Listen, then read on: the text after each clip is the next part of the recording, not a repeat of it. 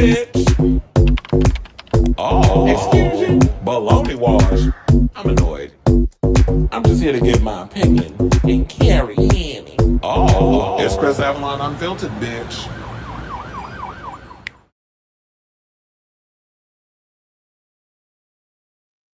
Hey, y'all, welcome and welcome. Damn, I can't talk. Let's do a take two, bitch.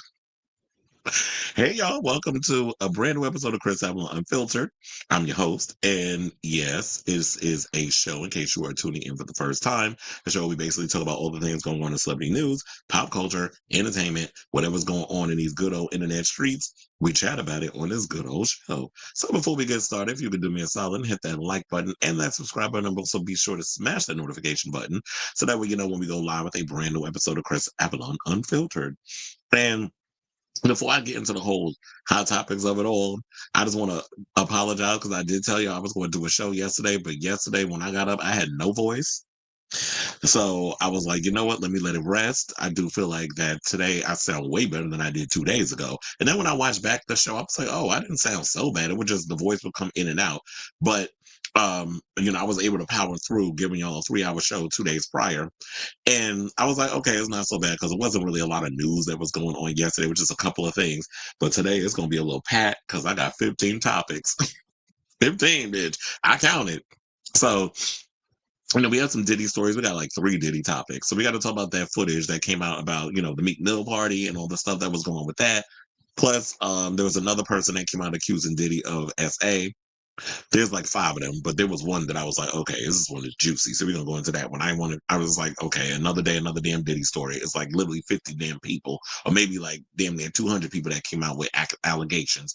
And then Anna Gasteyer did a recent interview where she was spilling some tea about Diddy when he performed back in the 90s. I think it was 99 at SNL. So saying that he was being a diva. I believe it. So we got that, and we're going to talk about Liam Payne and the funeral and everything that went down yesterday. They finally put him to rest. He's been buried, all that good stuff. So, all the celebrities and stuff that were there, we're going to talk about it. Plus, Boy George is opening up and saying that he regrets some not so very nice things he had to say about Liam Payne. So we're going to get into that story. Plus, the CMAs were last night. So we're going to talk a little bit about that. Not really go through the show because I can give a good goddamn about the CMAs. But there were some stories that came out that I thought were relatively interesting, including Billy Ray Cyrus defending Beyoncé over her CMA nomination snub. Speaking of snub, chair, the people were pissed because Shaboozey was nominated for a couple of awards last night and walked away empty-handed. So the fans is going in on that. Plus, speaking of one of the members that was actually, or celebrities that was there at the CMAs, we're going to talk about Post Malone and headlining Coachella and all the other names of celebrities who were headlining Coachella. I had this scoop yesterday. And I was like, damn, because I already knew the other people that was in the talks of doing it. But then it came out. I didn't do a show. I was like, whatever, y'all can have it. So we'll talk about it today because I don't care. You know me. If I'm not on time with stuff. And just because it's not about who spills the tea first, is who comes with even more of a nuance regarding the tea and the levels of the tea and the whole tea and nothing but the tea.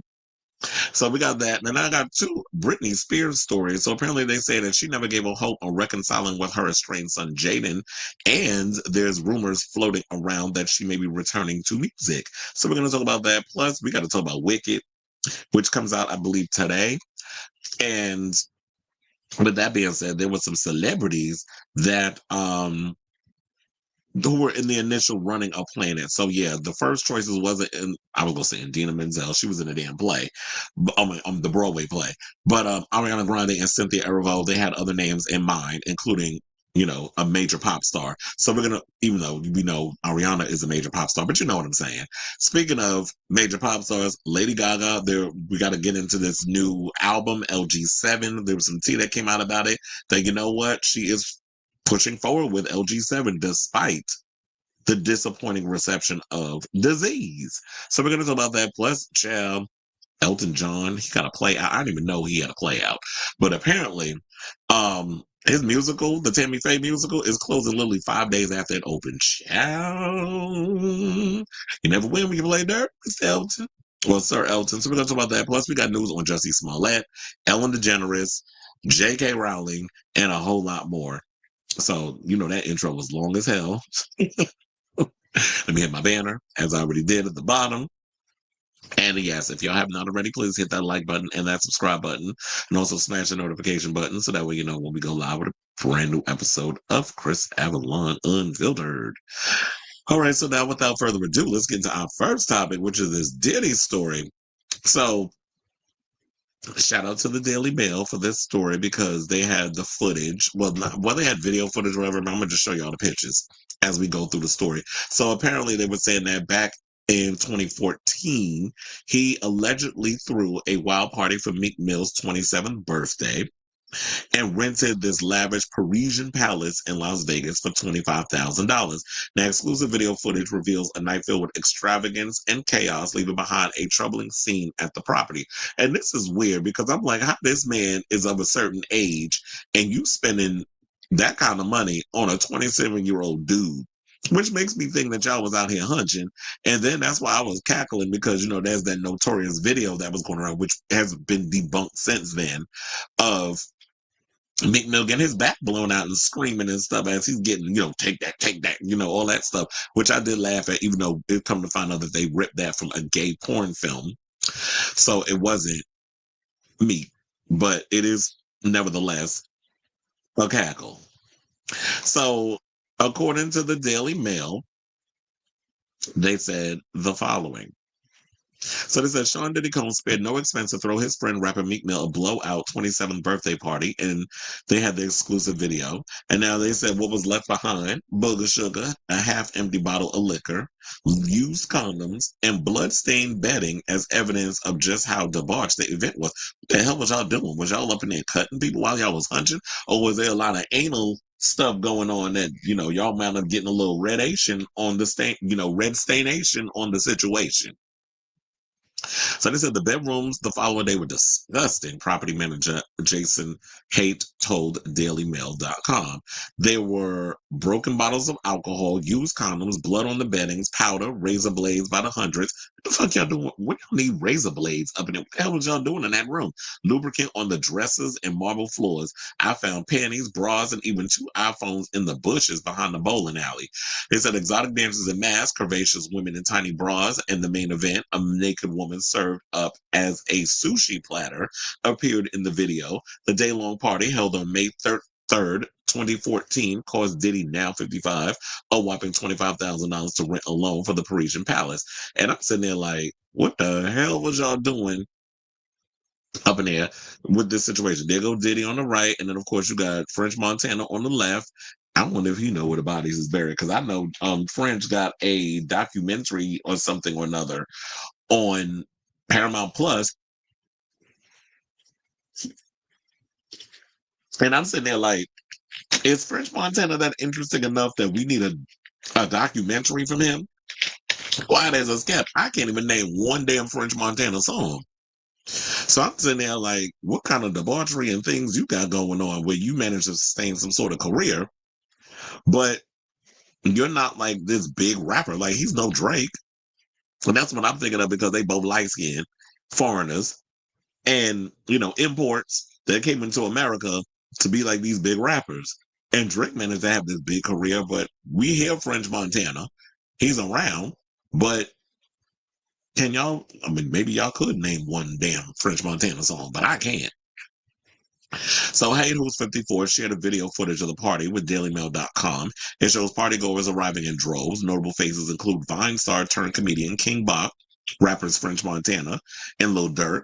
And other, damn, they got everybody age up in here. They got French Montana is 40 and Lil Durk is 32, and other artists claiming to be part of Mill's record label, Dream Chasers Records.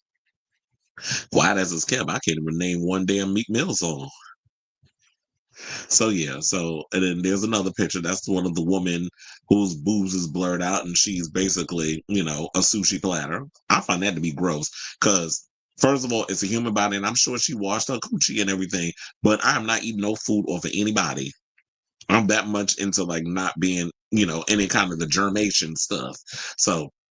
And that's one of the rooms. Well, I kind of like that old vintage furniture, but y'all came up in there and messed up that situation. And there goes Miss Meek. with a couple of girls. I'm sure some of them probably got a little something extra between me down there, if you know what I'm saying. I think you do. I'm sure they had some T girls up in there.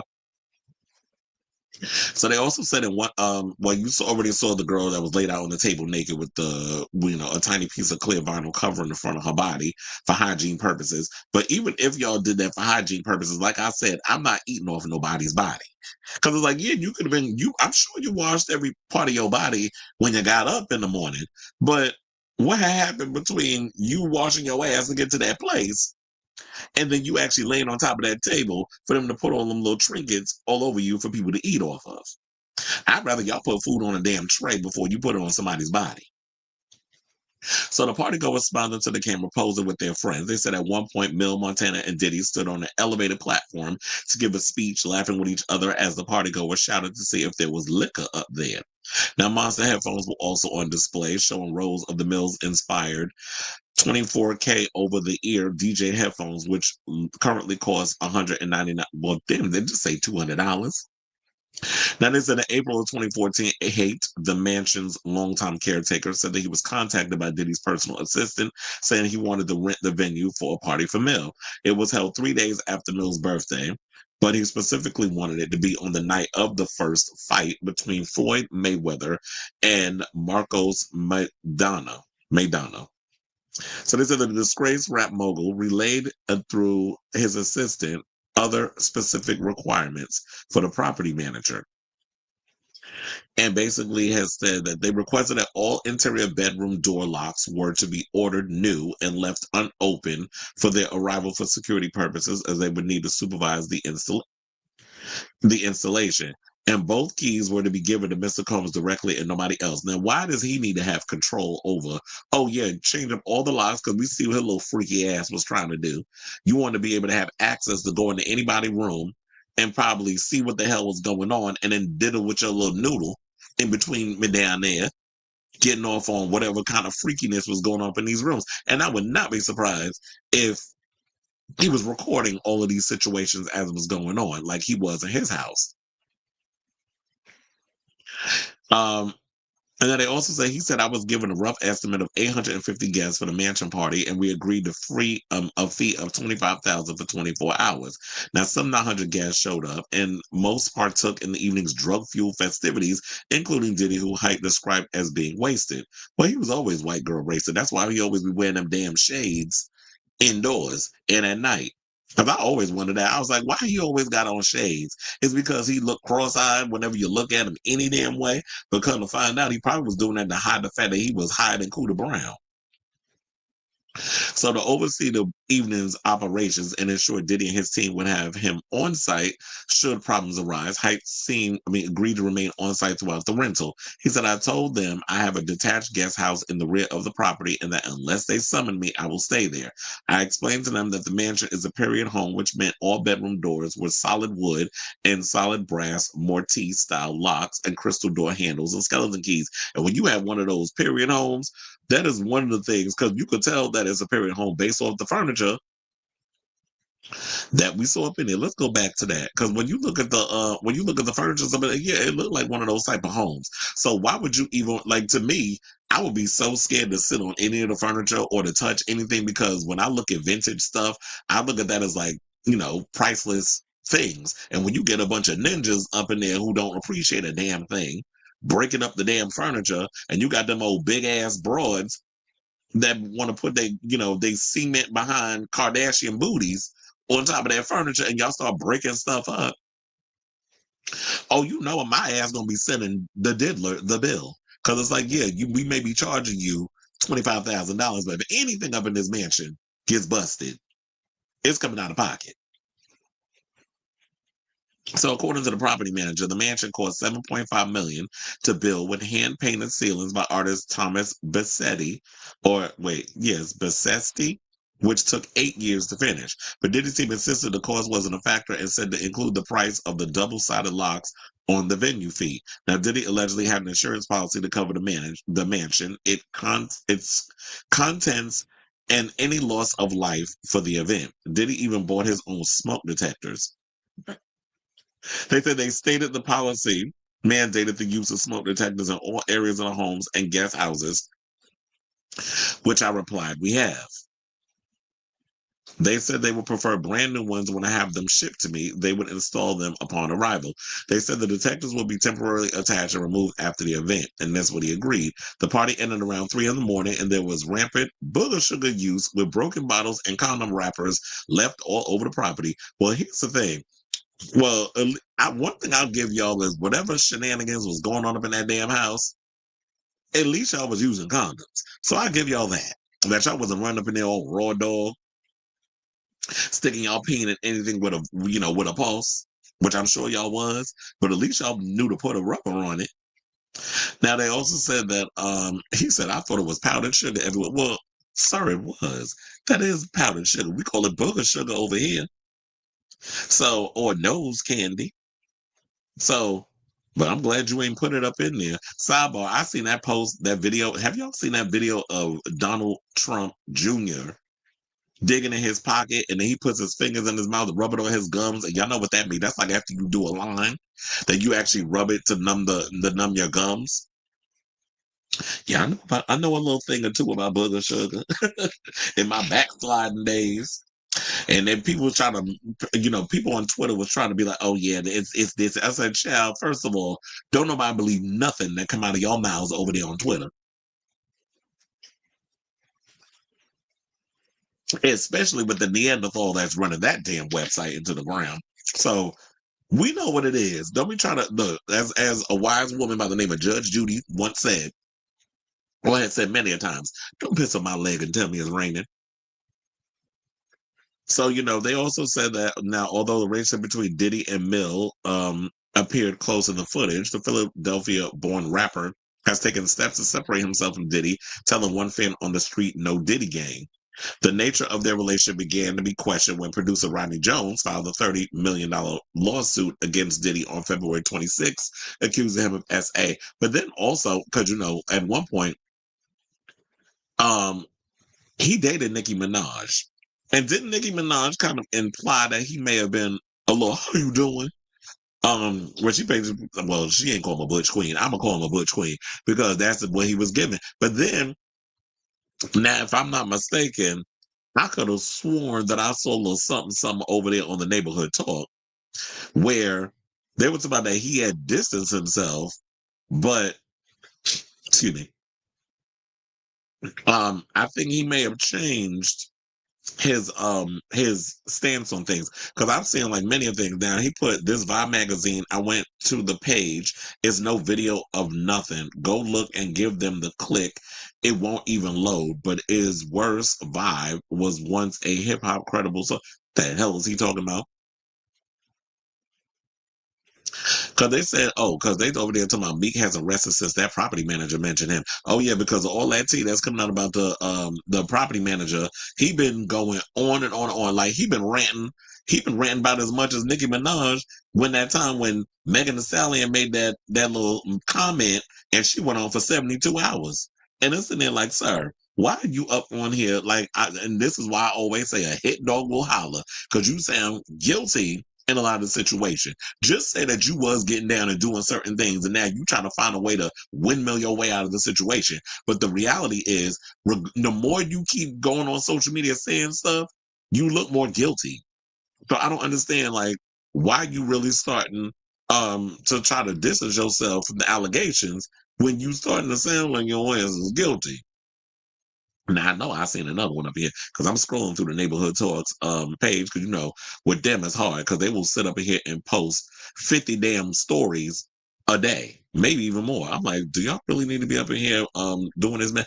Now also, but then again, he also went and showed his support to Diddy.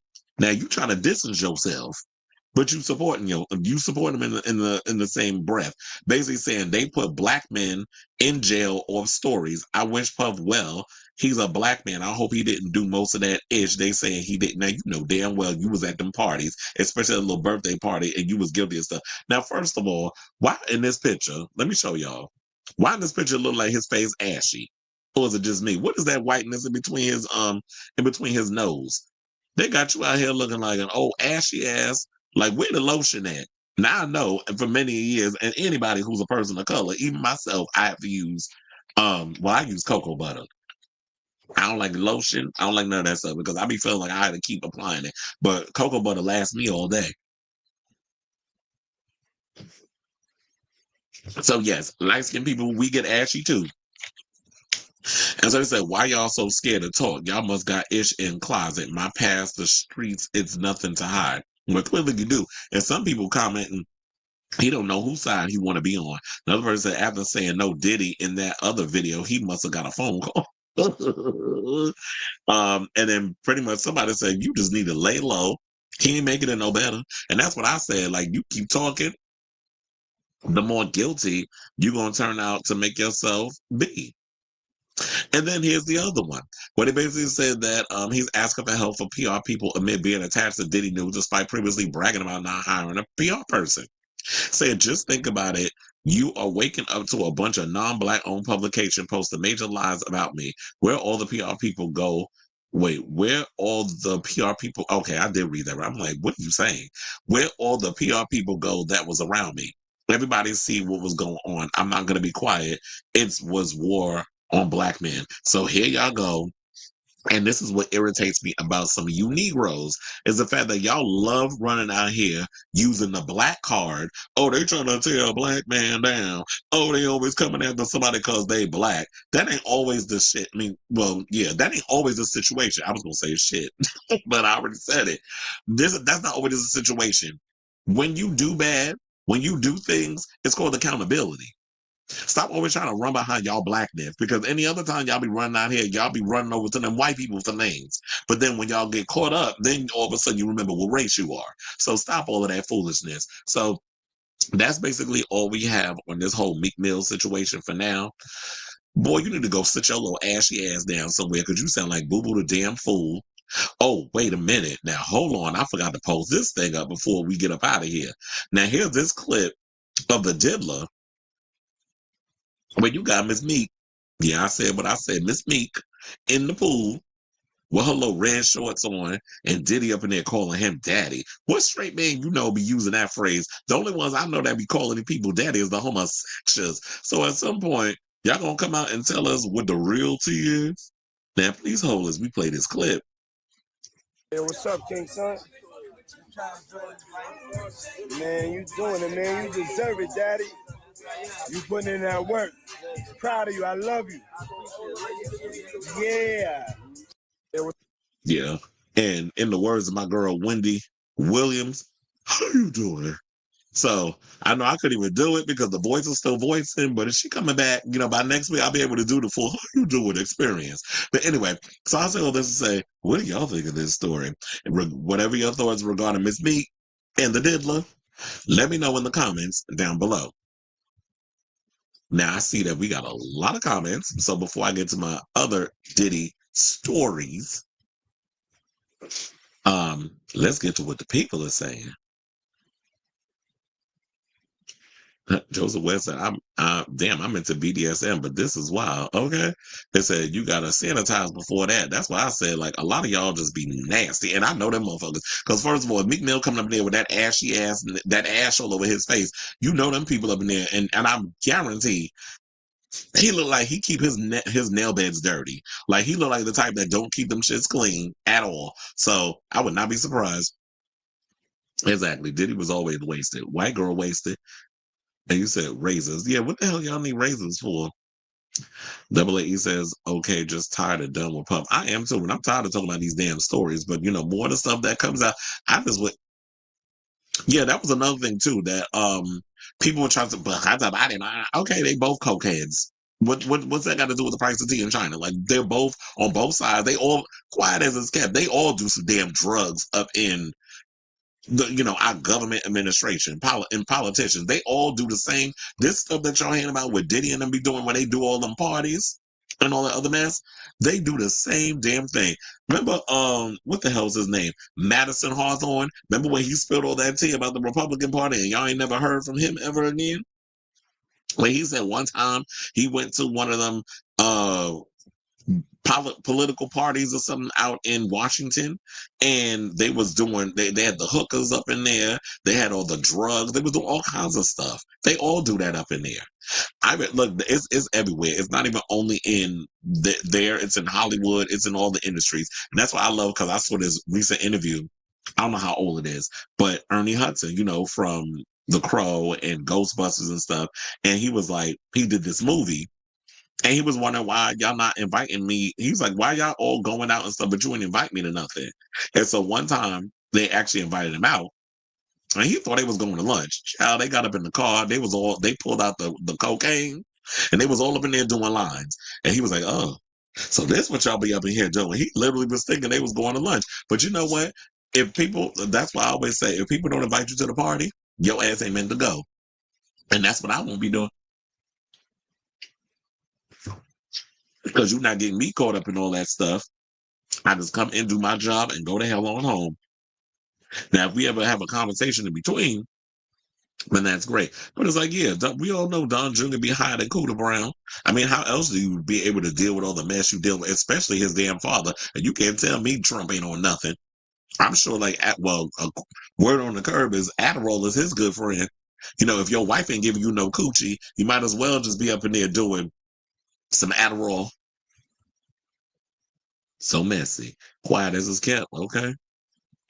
They said now we know why he called his parties freak offs. Okay. Not the eyes. Yes, she did. Nikki, she did hint. Okay, that's why I said, didn't she hint and call Meek Mill a butch queen? Well, that's me calling him a butch queen. But she basically said that, it ain't just Gucci. He's sticking his pain in. I wonder if no, I don't even want to think about that. I was like, I wonder if he's a bottom. I don't, because Meek Mill look like another one that don't clean out properly. You know them closeted homosexuals. A lot of y'all don't know how to wipe y'all ass properly. Me, I use dude wipes. I do not just be up in here using no damn tissue because ain't nobody gonna have me with no dry crack. Like, nope, I love me some dude wipes. I even have a thing with Amazon where they send it to me every 3 months. Okay, that we just now hearing about it. You said greetings. How you doing, Sailor Mermaid? Yep, that's why I said us light skin folk, we gotta use the cocoa butter. Go ahead and share. Sailor Mermaid, he said cocoa butter and shea butter. It's like, yes, and that skin be glowing. Touch all this skin, honey. Touch all of this skin. Probably. Wait, you never heard of dude wipes? Dude wipes is basically a line of butt wipes. They're wet wipes. It's for your behind. So I was like, and I swear by them. First of all, they smell minty. That's another look at me endorsing. First of all, dude wipes, I'm endorsing y'all asses. So y'all can sponsor this show. You know what? I'm gonna cut this part up and post it on social media and tag them in it. It's like, wait a minute. Yeah, I swear by dude wipes. There's a lot of things I look at like in my age that I'm like, oh, y'all be perfect sponsors for the show. Dude wipes is one of them. Joseph West said, I know at the political parties be doing it all. I'll go to a BDSM party and I've had my nights, but no drugs and no alcohol for me. Yeah, that's another thing too. Is like when I'm not into the BDSM, but I do like my share of sex parties. And when I do go, it's like, I don't be doing the drugs. I don't be doing none of that stuff. I'll have a drink or two. But the one thing is, I have a fear of whiskey dick. I'm sure y'all know what that is. That if you drink a little too much, you can't get aroused. So I drink just enough to loosen up, but not enough that it's like I'm just struggling the whole night where I've got this anxiety where it's just like a limp pee. Because I ain't doing no Viagra and all that mess. So there's that. Roll it. Okay, so let's move on. And let's move on to this story where another Diddy accuser, is spilling some tea in regards of, some assault and things of that nature. There was like 5 more people they said that came out with some stuff. So Page 6 is reporting that 3 men and 2 women alleged in anonymously filed lawsuits that hip hop mogul Diddy R-worded them between 2001 and 2022. So now the diddler is being accused of R-wording a man anally at a music video casting meeting. Oh, you know what? Sometimes I got to come up here and use different words. So in the poop shoot, we'll say that in October of 2001, leaving the alleged victim to seek medical help to repair his back door after they said the A word after the alleged incident. Which and they say is this the person that they've been talking about was branching out, or is this the alleged T? Didn't they say similar? This similarly happened to um Usher allegedly. So now, according to the complaint obtained by Page Six on Wednesday, the accuser also alleges an unidentified Caucasian male who was also at the meeting used a metal device to then keep his mouth open while allegedly orally R-wording him after Combs had his way with him. Now, plaintiff tasted metal and believes some sort of device was holding his mouth open because he tried to bite down but could not. When they said that he believed some sort of device was holding his mouth open, this makes me wonder, was it that um was he drugged? Because every time we turn around, like they always say that the um what is the word? Like it always like the when we ever hear about this sort of case, it always leads to they slipped something in the drink. They passed out when they came to that there was some stuff that happened, or they might have like they don't remember stuff that went on. So I'm wondering if there was, when this excuse me, that this happened at this casting meeting for a music video that did they drug him? So they also said that plaintiff tasted metal and believed some sort of device was holding his mouth open because he tried to bite down but could not. Plaintiff later discovered he had a broken molar requiring repair and a partial denture. Now, the accuser, who worked as an actor in the late 90s and early 2000s, allegedly went to the casting meeting at a Manhattan hotel near Central Park to audition for the role of a police officer in a music video. He notes that the complaint, child, why in a hotel? Um, but it seemed like a lot of people was doing that in those days. I'm like, y'all couldn't rent out a spot in a building to do like an open audition or whatever the case is. They do it all the time. But it's always weird when a lot of people like him and Harvey Weinstein and some of the others, oh yeah, let's do it in the hotel. Like, for why? But in those days, we were a little naive. We went where the audition was held. Didn't really ask questions to go against our better judgment. So they also said that he knows in the complaint that aside from Combs, he saw a female casting director, a bodyguard, and a dozen others in the hotel suite. The Bad Boy for Life rapper allegedly interviewed him about his lifestyle and at one point asked him to take his shirt off and inquired whether he was comfortable with potentially doing nude scenes. But if I'm being a security guard, what the hell I gotta get naked for?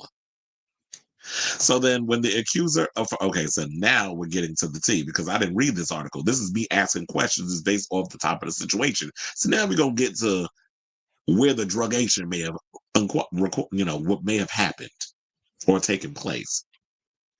So they also said that when the accuser affirmed that he was okay with doing nude scenes, he was allegedly permitted to stay and then offered an alcoholic drink. However, when he denied it, he was given a Diet Coke that tasted strange and was believed to have been laced with substances such as GHB or ecstasy, as it made the accuser feel dizzy and nauseous. So now we got to the bottom of it. Because we always hear in the stories regarding Diddy in these cases that they slipping Mickeys and people drink. Oh, I don't want the alcohol. But then you offer a soda and then they lacing it with something. So now the alleged victim claims in the complaint that he passed out shortly after, and when he awoke in a twilight state in which he was semi-conscious and disoriented, his pants were pulled down. He felt a great deal of pain and realized as he looked back that he was being anally sodomized by Combs. The complaint alleges his vision was blurry, but he recognized Combs' chest tattoo and the large gold chain with a jewel cross on it that Combs wore during the interview. The alleged victim claims he tried to fight off the Bad Boy Records founder, but felt too ill to do so. Now, additionally, Combs' bodyguard was holding. Child, didn't they say this is the same thing that was going on with Shangela and her victims? Allegedly, there were some things that she was doing, and they was too weak.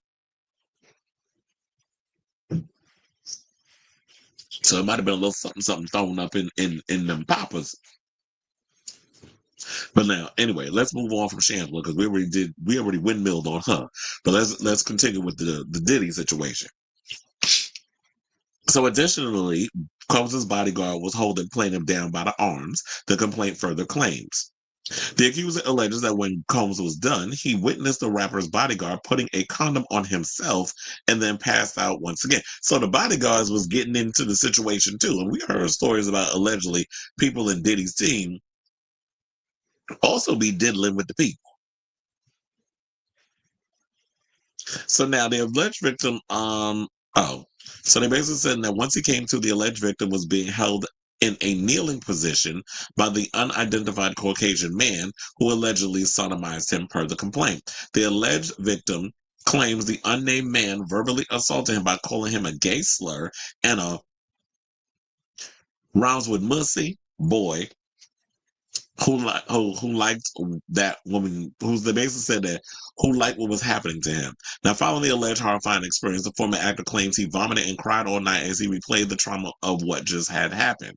He also alleges that in the complaint, that he painfully defecated a used condom, had to visit a proctologist who repaired his poop chute with a laser procedure and had to purchase false teeth to replace the two that were cracked during the alleged incident. The alleged victim claims he was also experiencing intense emotional pain and mental health issues, including depression following the incident. Well, here's the thing. Now, this is around the time I would have been like, well, child, we're going to take that condom and we're going to take it down to the people and they're going to test it and all other stuff.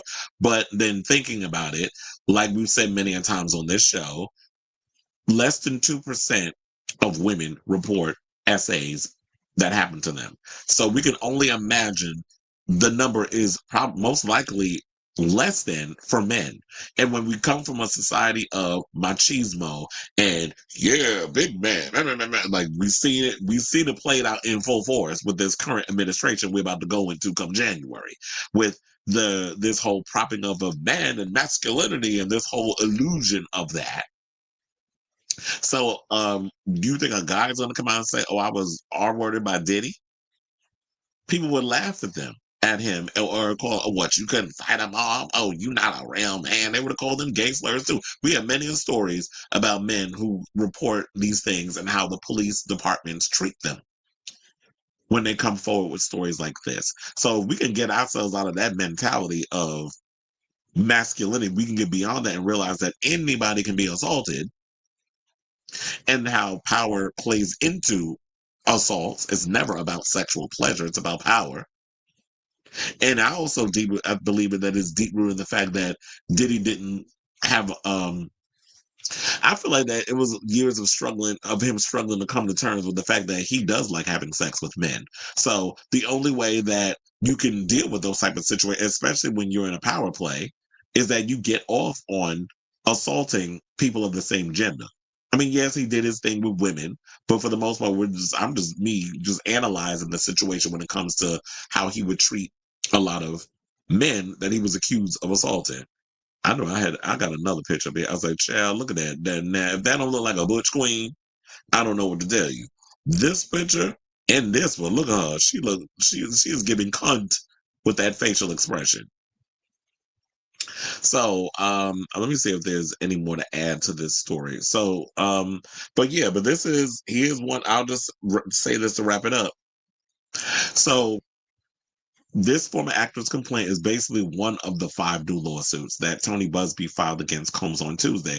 And we already know, like, until there's evidence that comes out about Tony Busby, I guess we're just going to go where we're going with, because, the story came out a couple of days ago that Tony Busby is being accused of trying to blackmail someone or another. I can't remember the story off the top of my head, but he's being accused of possible blackmail, whatever the case is, by a unidentified celebrity. And if there's proof that you have that Tony Busby is blackmailing, you need to come out with the tea.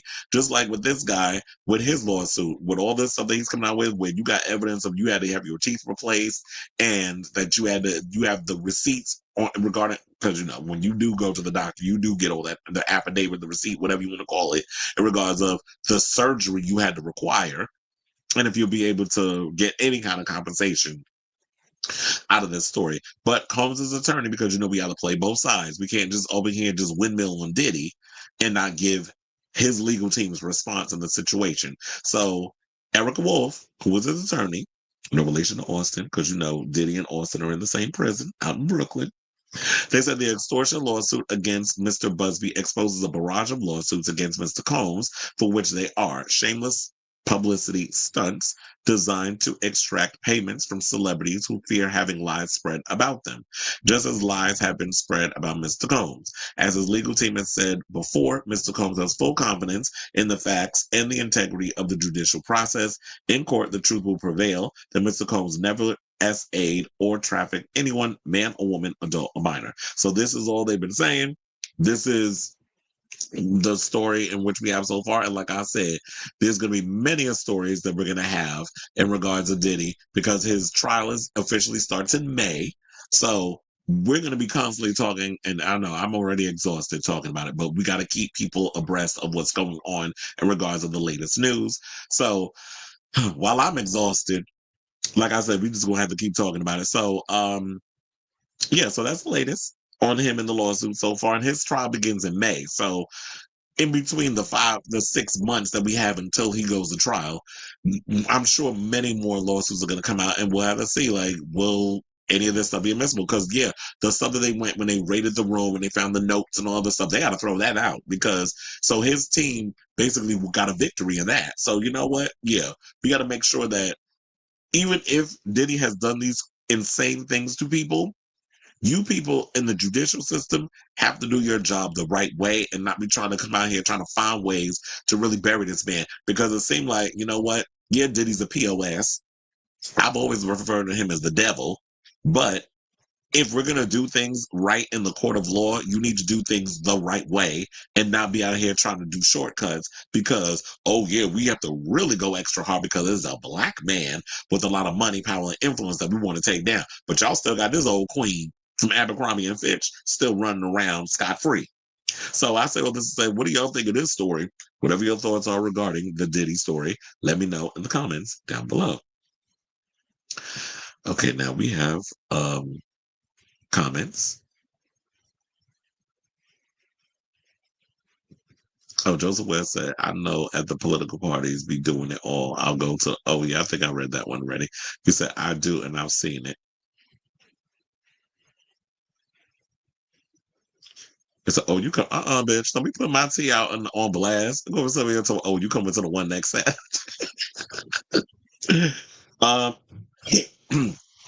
I think I'm working next week. I haven't checked. Yeah, there's a lot going on. Put me in the coming week. And you say it's crazy. Joseph says, yeah. Sailor says, damn it, it's crazy how many people rely so much on drugs and alcohol to let loose and relieve stress. Really reflects on how fucked up I. So I think a lot of it comes from the fact that there's a lot of shame in sexuality and sex. And especially when it comes to gay sex, is the fact that you'd be amazed, and I'm sure we all have seen it and witnessed it, the amount of gays that have to rely on drugs, particularly chemsex, in order, like meth and things of that nature, to be able to loosen up and feel that sense of euphoria and enjoy sex. Sex is a natural thing, but I feel like religion, which is a dominant factor, and they're trying so hard to make this a dominant factor, especially with the current administration trying to put Bibles in schools and forcing people to believe in their stupid Christian religion, when it's like, you do know that we are a melting pot of different religions and beliefs, but y'all want Christians to be the dominant religion and forcing that indoctrination, on people.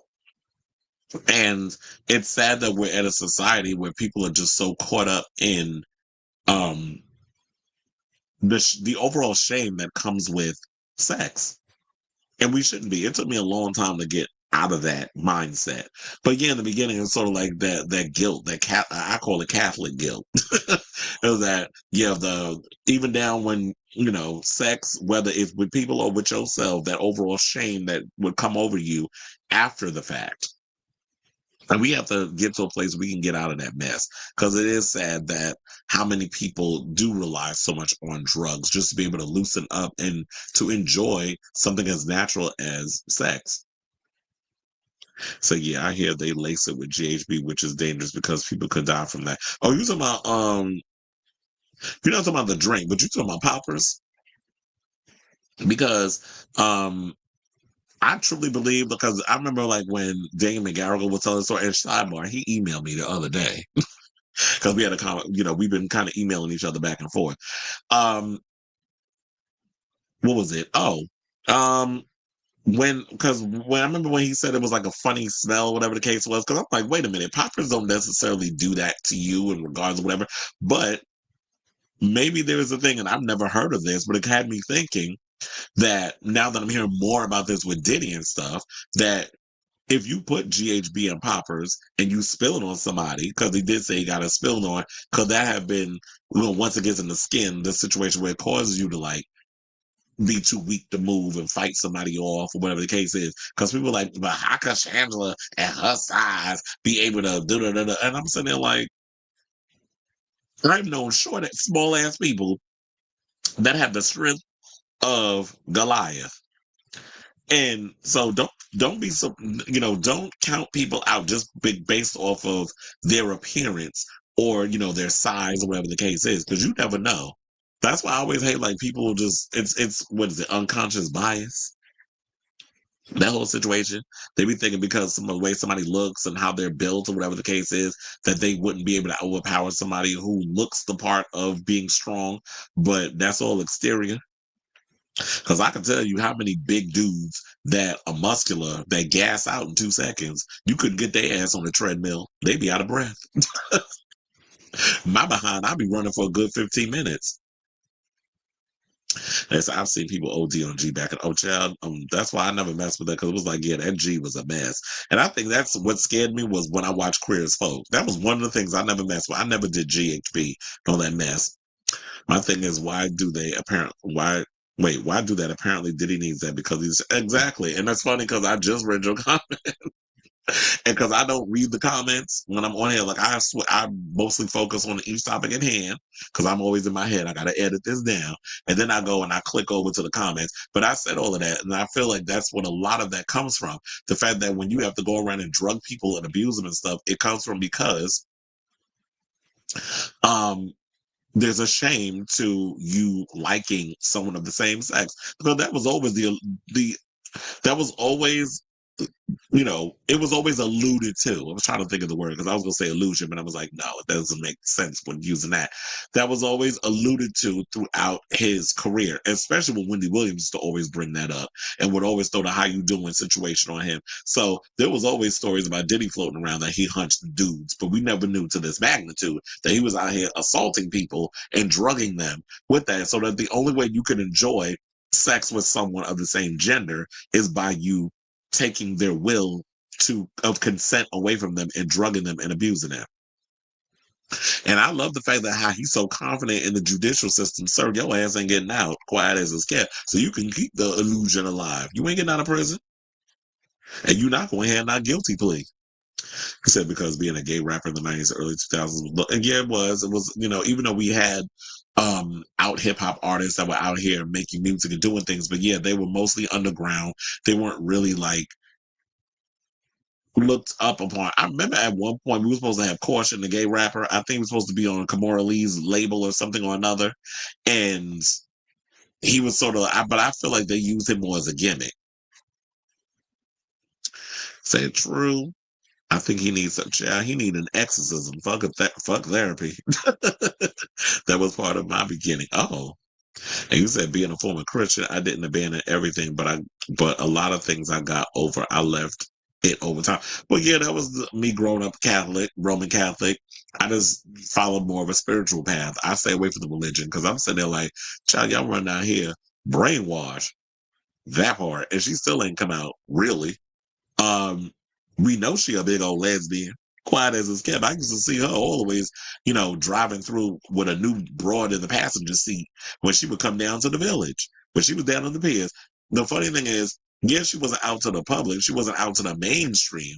But those of us who knew and moved around in the gay hood circles, we were aware of Queen Latifah and what was going on with her and the fluidity of Miss MC Light. That's why I had to laugh when she was like, when she went on the Breakfast Club and said, "But she said, I said, girl, now and then why people, was laughing when she married that man." It was like, you married a man? So she's basically fluid. Oh look, Robert's in the building. How you doing? But anyway, okay, so let's move on to our final Diddy topic because I'm ready to get off this old clown chair. Um, but so there was some story, of him having an alleged acting like a damn diva when he appeared on SNL back in the 90s. So Anna Gasteyer recently appeared on an episode of the La Culturistas podcast, which is, what is it, Bowen Yang and I forget the other queen name, but they have a podcast. And Diddy appeared on the show. Oh, it was 98 when he was on there. Where he performed his Godzilla soundtrack song Come With Me. That was such a horrible ass song, but whatever. And then he basically used and then he had Led Zeppelin's Jimmy Page up there because they sampled Cashmere, which is a Led Zeppelin track. So while appearing on La Culturistas podcast, I was trying to post it up on the page, but I don't think it's up yet. But a lot of the blogs and stuff are talking about it. So that's how I got the information. So they basically said, no, Anna Gasteyer, who used to be on SNL, she was on there from 96 to 2002, basically revealed that Diddy shut down the whole building while he was there, acting like he was the damn president of the United States. She said you could tell like the five a-holes in the 6 years that I was there when they would be like, so and so is in the building. Everybody stay in your dressing rooms. This is what she recalled, which is applicable if you're a presidential candidate. But apart from that, really, it's my house. For P. Diddy, he remained a total closed set. Or demanded a total closed set. She wanted to claim that following Diddy's alleged demand, the writers encouraged Will Ferrell as he wandered onto the set while in character as a recurring behind-the-scenes show character he created named Ron. So I'm like, what, Ron Burgundy? Because I do love him as Ron Burgundy, though. So it was, what was it? Oh, so they said the writer, she said, suggested, wouldn't it be so funny if Ron just went in? So Ferrell said Gasteyer accepted the challenge and crashed rehearsals, saying Will, as Ron, went on down the stairs and he marched right in. And I have the video from the control room where Sean Combs is rapping like da na na na na na na na behind him, and Ron's walking around looking really disoriented. She continued, it is the greatest thing that's ever happened because it's a deserved person to have their Cashmere moment interrupted by Ron, and Combs really did not roll with it. He was very uncomfortable, but it was also just like the artifice of all the faux importance. She concluded her story adding, like, what's going to happen? You're going to walk into the studio and you're going to be like, I'm in the studio, I work here. And here's the thing, what a lot of you celebrities need to understand is the fact that when you show up to places like SNL or any other place, that's their house. That's not your house. You're a guest. So for you to sit up in there and act like you the damn president, now I'm gonna tell you something. Now, me working at the Garden, when we knew that Donald Trump, for the second time, was actually coming there during the UFC fight, there were certain floors that normally we'd be able to go down. We were restricted from it. I couldn't go to the fifth floor because there's a back entrance that we go through when we try to, that's behind the stage, that we can cut through in order to go to like the locker rooms and all that other stuff to change and whatever the case is. We can clock out and all that other mess, but we couldn't do that because Secret Service had all that blocked down. Same thing with on the fifth floor too. If you worked the fifth floor, you had to literally, even as an employee, you had to have a wristband.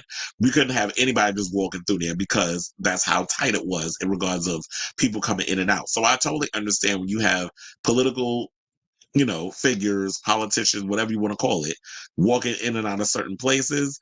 yeah, that's understandable for their protection. However, Diddy, who the hell are you? Like, I don't care if it's you, it was Lady Gaga, it was Madonna, or even Charlie XCX last week at SNL. Y'all don't get the same privileges as these other people. So you up in there just doing a song, which we have always said over the years, Diddy's hits have all come from him sampling other people's stuff. So he's never had like a song where he actually created a beat on his own. Everything was a sample. He done made Motown a shit ton of money. And then this whole thing with using that Led Zeppelin sample, the song was cute for what it was back in the day. For the most part, this is the thing that irritates me about these deeply insecure performers who run around here acting like they ish don't stink.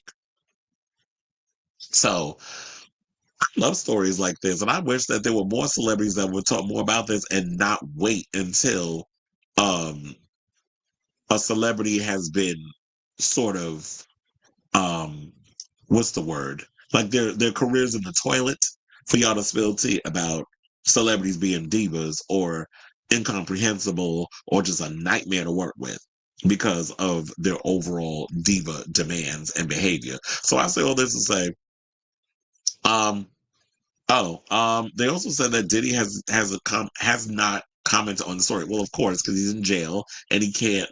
What is he going to respond about? He doesn't have a phone allegedly. So um it is what it is on that part. So what is he gonna respond to? So I say all this to say, what do y'all think of this story? Whatever your thoughts are, let me know in the comments down below. Ugh. All right, so now let's move on. Let's talk about Liam Payne, whose funeral was yesterday. Now we're gonna come on and talk about this is gonna be one of the topics, but as I already stated in the beginning of the show, I was under the weather. So here we are talking about this story a day late. So they had a list of all the celebrities that appeared at the show yesterday. Who was finally laid to rest in a private funeral attended by his former One Direction bandmates along with family and friends yesterday. So Liam Payne's former One Direction bandmates, Simon Cowell and James Corden, were among friends and family who gathered at the funeral service on Wednesday for the British singer. Now, Payne's former bandmates and friends Harry Styles, Louis Tomlinson, Zayn Malik, and Niall Horan could all be seen in pics supplied by Getty. Also in attendance were Cowell, who managed Payne's band via his ITV show The X Factor and was very close to him, and ex-late show host James Corden. Excuse me, a number of well-known faces could also be seen with along with Payne's girlfriend Kate Cassidy. Upon Payne's death, Cowell paused Britain's Got Talent auditions, and also with Kate Cassidy. Damian Hurley was there too as her date or whatever. I think, well, not as her date, but he showed up with her. I guess they were all friends. And Damian Hurley, for those who don't know, is Elizabeth Hurley's son. Is his father Hugh Grant, or is I need to look that up. I'm not sure if that's his father though. It might have been that rich, I think that billionaire that she was married to at one point. But so they said Payne's funeral took place at a 12th century church in Buckinghamshire, South England, this afternoon, which was yesterday. The singer's body was flown back to the UK earlier this month for the funeral after the 31-year-old tragically passed away in Argentina on October 16th. We already know the details of what he passed away from or what happened to him in Buenos Aires. We don't need to go through it again. We don't need to recap, as you know, a lot of these damn articles like to do. Now, I should also point out, and I know she hates the last name, but Cheryl Cole was there as well. But I was wondering if she was going to bring um Bear with her. Bear is their son. Now, in regards to this, there are three people have been charged in relation to his death with crimes of abandonment of a person, followed by death, supply, and facilitation of narcotics. So they're still looking into that. I've heard the family is still trying to seek justice for what had happened to him, but also um, to get back to the whole Cheryl Cole situation, which I have to tell you, I'm still living for the Girls Aloud concert that is currently on YouTube. If you have not seen their new concert that came out earlier this year, definitely check it out. They definitely gave a good show, and Cheryl still showed that she's got it. I need her to get out there and make some more music, some solo stuff, as well as I need Girls Aloud to get back together and make some more songs. But besides that, I was wondering if she was going to bring Bear to the funeral. Because I was like, do you think, and I'll ask you guys, do you think 7 years old is too young for a kid to attend the funeral of their parent? Or do you feel like, I guess it depends on the mature or the parent feeling like, is the kid mature enough to be able to handle such a thing? So I'm not really sure. I would have been like, yeah, 7-year-old should go. I mean, JFK, when he was assassinated, I mean, JFK Jr. and them was there, but then again, it makes me wonder because I don't know, I don't remember this off the top of my head.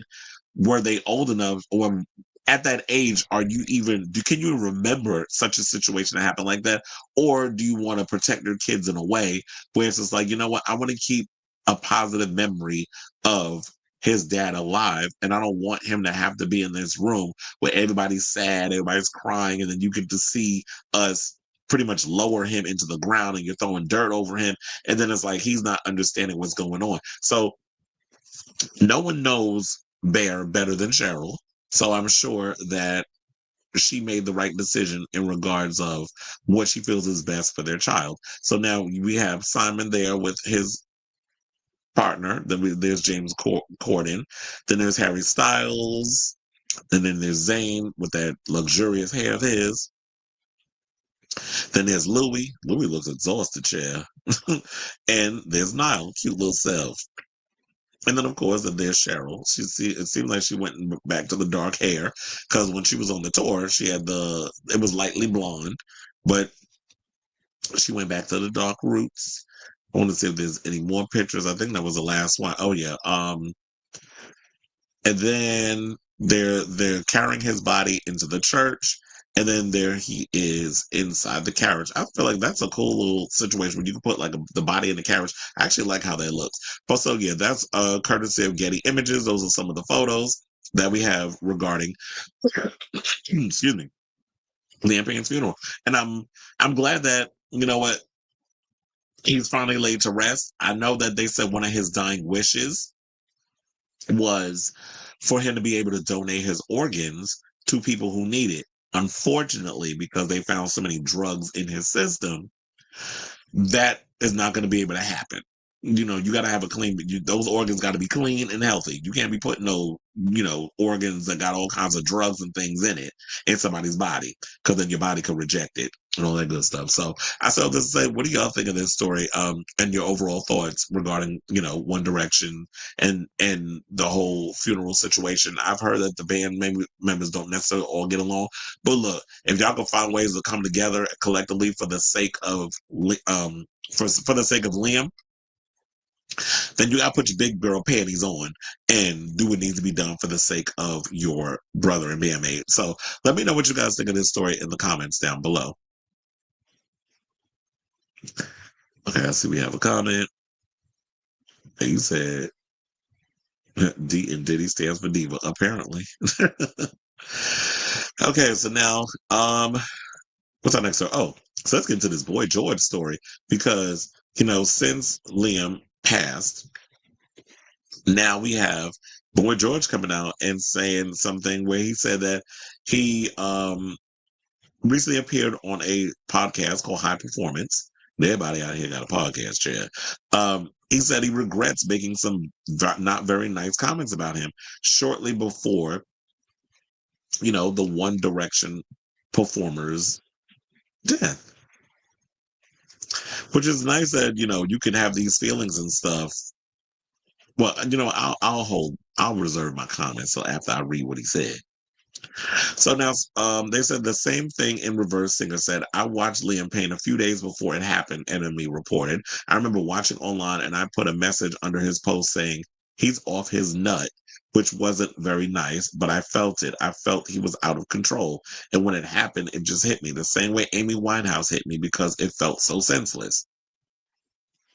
Now, Payne, who became a part of One Direction on UK talent show The X Factor, we already know what he passed away from. They love putting this in the damn articles all the time. Now, authorities in Argentina have since charged 3 people with drug-affiliated offenses in connection with the incident. None of them so far have been named. Now, commenting on his reaction to the news of Payne's death, George said, "I was up at 5 in the morning and it came up on American news. I was like, what the fuck? No, this isn't real. I couldn't take it in. I care about his family. I watched the dad, heartbreaking. It was quite tearful. I felt very sad. It was first thought that Payne's funeral would take place at his home in Wolverhampton, but it was instead held at St. Mary's Church in Amersham, Buckinghamshire.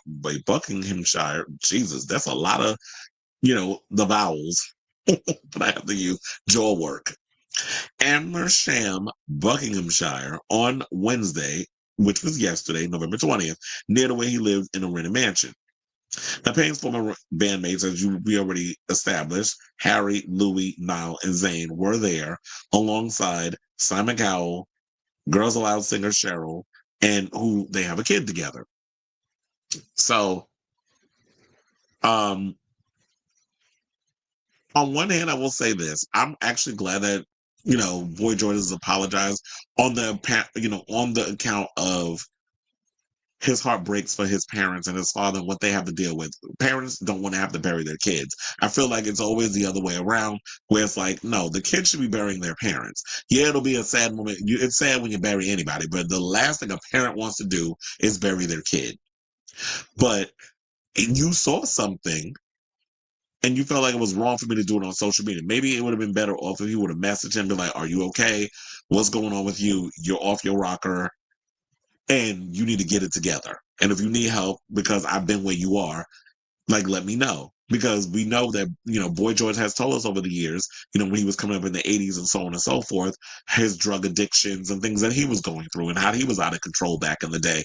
And so, even though, you can't help those who don't want to help themselves, but at the same time, if you're someone who's also in the industry and you understand, you want to lay out an olive branch and give a helping hand. And he's probably referring to that, what was it? It wasn't TikTok. It was Snapchat. When he went on Snapchat and he was posting like this live stream or whatever, and it did seem like he was a bit out of it, that he could have been hiding Cooter Brown at that point. And it's unfortunate that he's not here, but you know what? We can't live in our regrets and our woulda, coulda, shouldas, because all you're going to do is beat yourself up about it. But I am glad in a way that Boy George felt the need to apologize for putting that kind of energy out there in the first place, even though he was like, I sensed it and I saw it was going to happen. And then a couple of days later, he ended up no longer with us. So I say all this to say, what do y'all think of this story regarding Boy George and speaking out about, I regret the things that I said in regards of, it wasn't very nice what I said about Liam Payne. So whatever your thoughts are, let me know in the comments down below. Okay, Joseph says that sucks because I need a new liver. Oh. It said it took the death of Sarah Harding for girls to put everything to the trash and reunite for good. And the sad part is, it's like, yeah, when you're in groups and stuff, there's always some shenanigans going on. We'll go, infighting, drama, all other stuff behind the scenes. And then it's like, yeah, our sister passed. Life is too short. We're all in our 40s, basically. Or I'll go late 30s, early 40s. And so life is too short. Let's put all the drama aside and get back together and perform. And it goes to show that, that little mini tour they did, a lot of the fans missed them. And they were selling out. They sold out all 15 dates.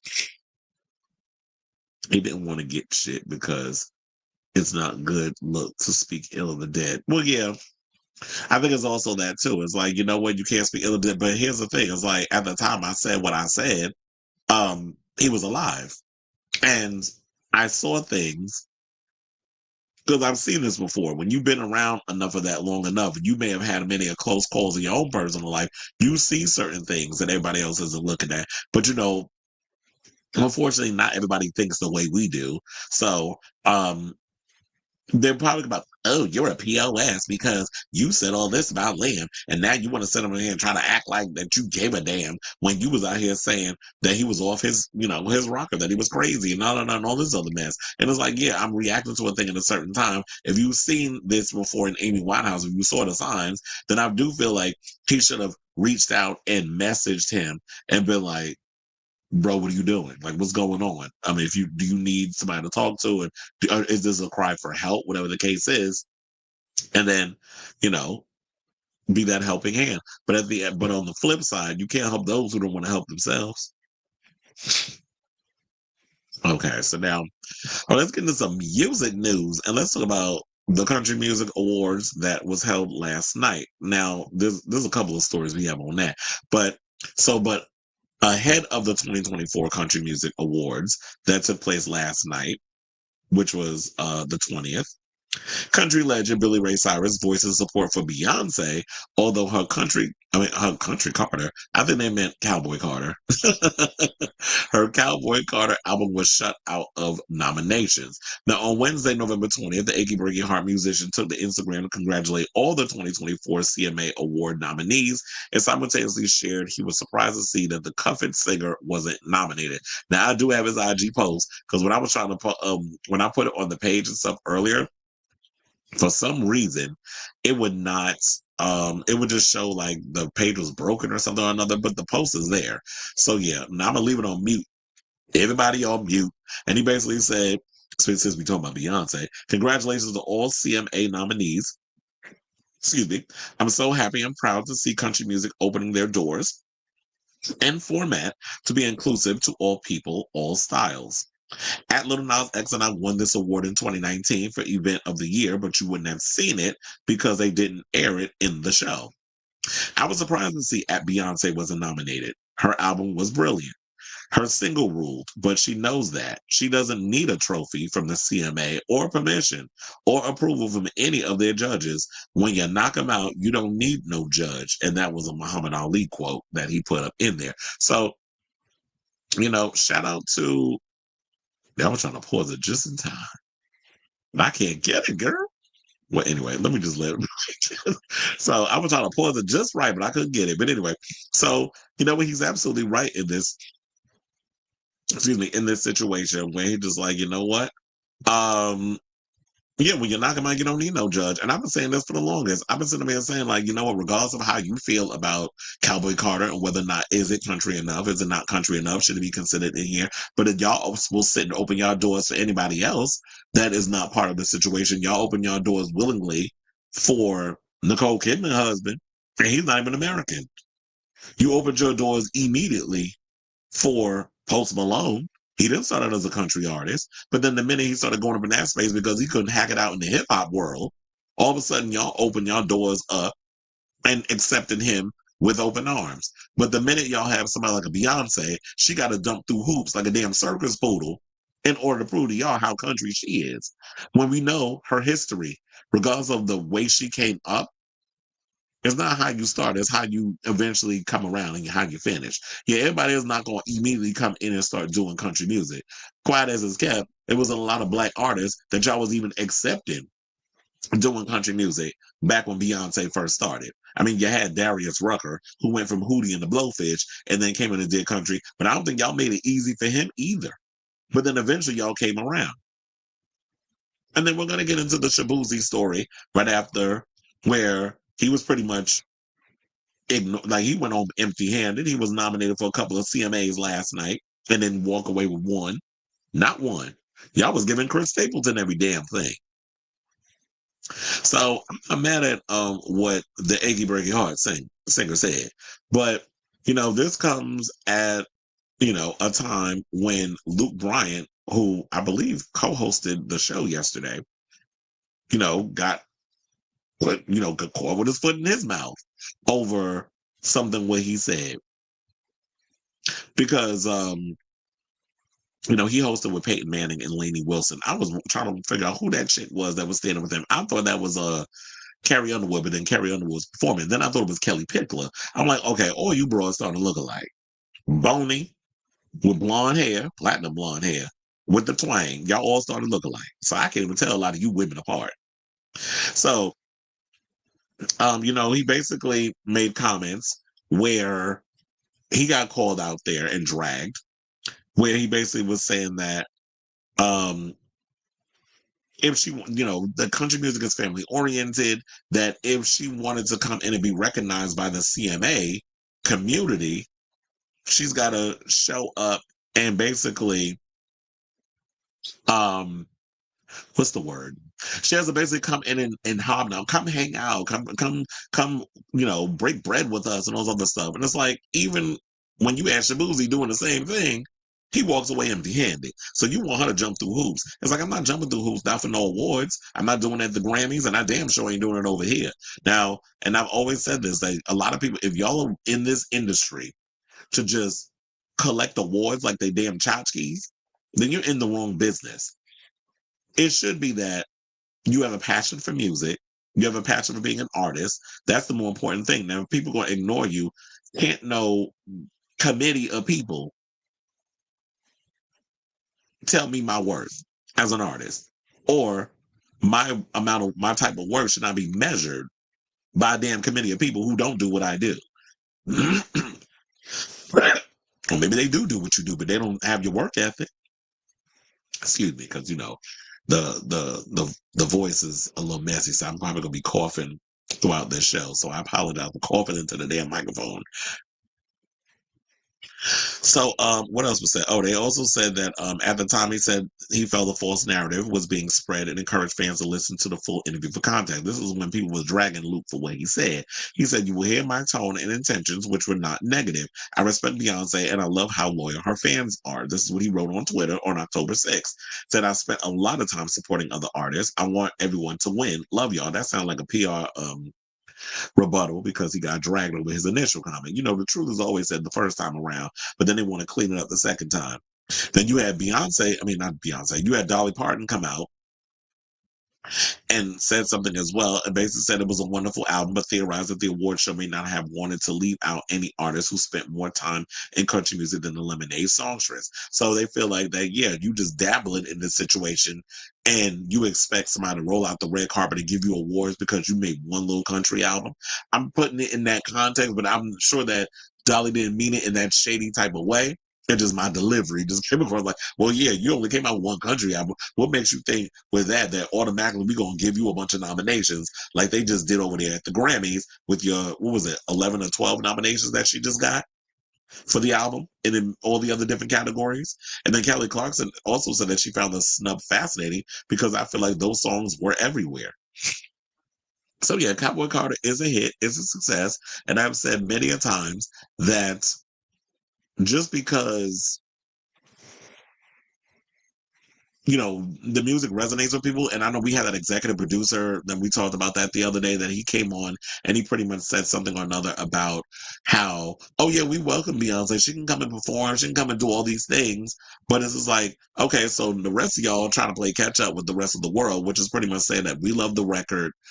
We see what she was trying to come across, what she was trying to get across artistically with that album. And I feel like as long as it resonates with the people and the people love the record for what it is and they get the nuances behind Cowboy Carter, that's more important than winning a bunch of damn awards. So I'm with Billy Ray on what he had to say regarding Cowboy Carter. Now, I ask all of you, what do you think of this story? Do you agree with what Billy Ray had to say about um, Cowboy Carter and all that stuff? And sidebar, I did hear that Miley is coming out with a new album in 2025 that's supposed to be inspired by Pink Floyd's The Wall. And I'm sitting there like, well, yeah, I got to hear some music from that because I'm like, oh no, because I didn't really like that last album she came out with. I mean, Flowers was the only song I could tolerate, but the rest of that album was a chop. I know there's a lot of people out there that like that record, and kudos to you, but that just wasn't my judge. And then if she's on Pink Floyd The Wall, like I just did David Alburn's show what was it, maybe two weeks ago, who was in Pink Floyd. So um seeing whatever this idea that she has regarding the sound and visual inspired by, yeah, and also the movie and all that other stuff, Pink Floyd The Wall and the album and all that other stuff, and what she's going to bring in regards to that, I got to hear the music in order to lay my judgment down on it. But she does get an A for effort for pushing outside the box and trying something different. So, and like I said before, because they did say Madonna's an inspiration on this record too. And I did tell y'all I did love her live rendition of Like a Prayer. So let me know what you guys think of this story in the comments down below. Okay, so now we have comments. Travis C is in the building saying, "What's up, y'all?" Felix been here. Cleveland's also in the building. Oh yeah, I did hear the story about Matt Gates. First of all, he got a big ass head. But I was like, yeah, I'm not surprised because it was like he had no chance in hell of getting in the door. And I love this fact so far. They're making it real difficult for the clowns that Donald Trump is trying to put in. Like, how you got Vince McMahon's wife going to be running the education department? What the hell she know about education? This country is going to hell in a handbasket, and we got stories coming up about people who flee in the country. And I'm glad y'all are, because you know what? Well, you have the money and wherewithal to do it. So it's like, I have passion for what I do, which is why I've been doing remixes for 23. Absolutely, because if you didn't like what you was doing, then why keep doing it? It's like this show. If I hated doing this damn show, I would have stopped a long time ago. If I'd have like running my mouth and talking about celebrity news and gossip and bringing all different nuances, because it's easy to be negative, and I don't like doing that. It just comes with what it comes, and I just give my overall unfiltered opinion. But if you don't have a passion in doing what you love, then why keep doing it? It just feels like you just going through the motions. So he said that's like when beauty pageant girls wish for what. Child, we already know that that's a damn farce. I want world peace. Like, please. Anyway, child, not the MAGA awards. Well, first of all, you want to know something? No shade, but I did watch a little bit of it yesterday because I just had the TV on while what was it? Oh, I was eating something. And I just happened to like, because, I have the streaming services that show all of that stuff. So anyway, I happened to just see that it was on. And I was like, what is that? The American Music Awards? And I looked, it was the CMAs. I'm like, chill. But anyway, so while I was watching, and I was looking at all the people in the audience with the long, dirt, raggedy beards and not even try to take the time to get all dressed up. And I'm like, how many of them people in there voted for Trump? Like, this is what I hate because, unconscious bias. Like, we look at people and then all of a sudden we just be assuming that they voted. But there was like, I was watching something. What was it? Oh, I think I was watching Don Lemon, and he interviewed this guy who was like a truck driver or whatever, and was delivering something in New York. And he literally looked like he could be MAGA. He was everything but the opposite. He went in on Trump. I was cackling. And about the whole time. So, we can't judge a book by its cover, I guess is the moral of this story. He said they did a Miley Cyrus night at the Massive. Oh, did they? Oh, and I heard, what the hell's his name? From Drake Bell was on there. I heard he was on there. You said, did you hear about YouTuber Iris who advised women to level up? No, I did not. I have to look into that. It said Gates looks like JoJo Siwa's older brother. Child. I wonder if they sound like too. First of all, could have sworn, I think, if I'm not mistaken, I think Funky Dineva said he went to school with him, with Matt Gates. They was classmates out in Florida. Well, yeah, in Florida. But yeah, he do child something look like he wrong with it. But you out here sleeping with underage girls allegedly. And then they went and said that when he found out the girl was underage, he stopped. Now, what man regardless of when they getting coochie that you paid for, is gonna be like, oh my God, I have morals. You mean you're not of age? Okay, I'ma wait until your coochie become mature, and then I'ma slide up in it again. We really supposed to believe that?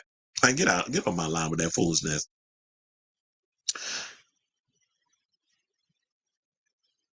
I need to see evidence of that. That when did they reveal that? Did they say this today on The View? Because if they did, child, they probably did that to Spice Sunny. Because they've been going back and forth with her. And I've been saying, like, Sarah Haynes has been giving me like her, and I'm like, girl, are you what do you call it, a cheerleader for Alyssa? Because every time when Alyssa be trying to talk, and you be trying to act like that Alyssa can't speak for her damn self, you always be feeling like you got a windmill for her, and it's like, girl, have a mind of your own. And I do believe that she said that she was an independent, but I need to know. I need to see evidence of the fact of them admitting that they voted for them, because yeah, I remember hearing Alyssa saying, oh yeah, well, my vote is on loan But I did vote for Kamala Harris because we can't let Trump win. And I'm sitting there like, bro, that ain't the word I want to use. I'm like, bitch, you worked for him during his first administration. So knowing the things that you know, why would you still vote for him? Make it make sense.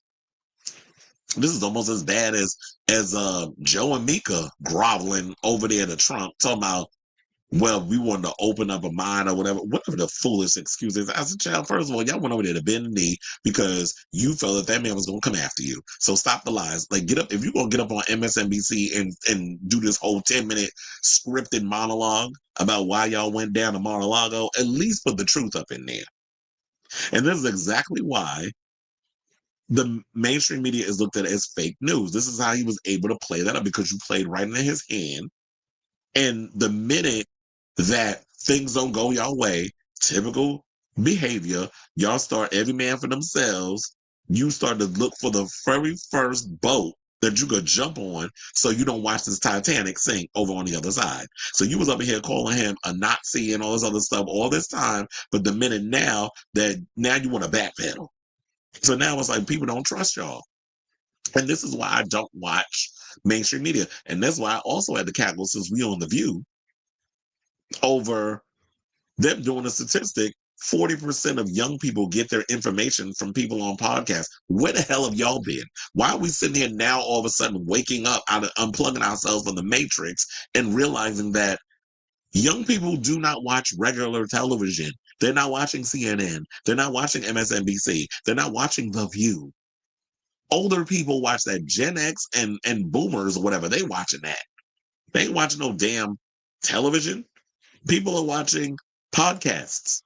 Podcast is where people are getting their information now, which is why you see a lot of these mainstream conglomerates like a Don Lemon. Speaking of the way it was spelled,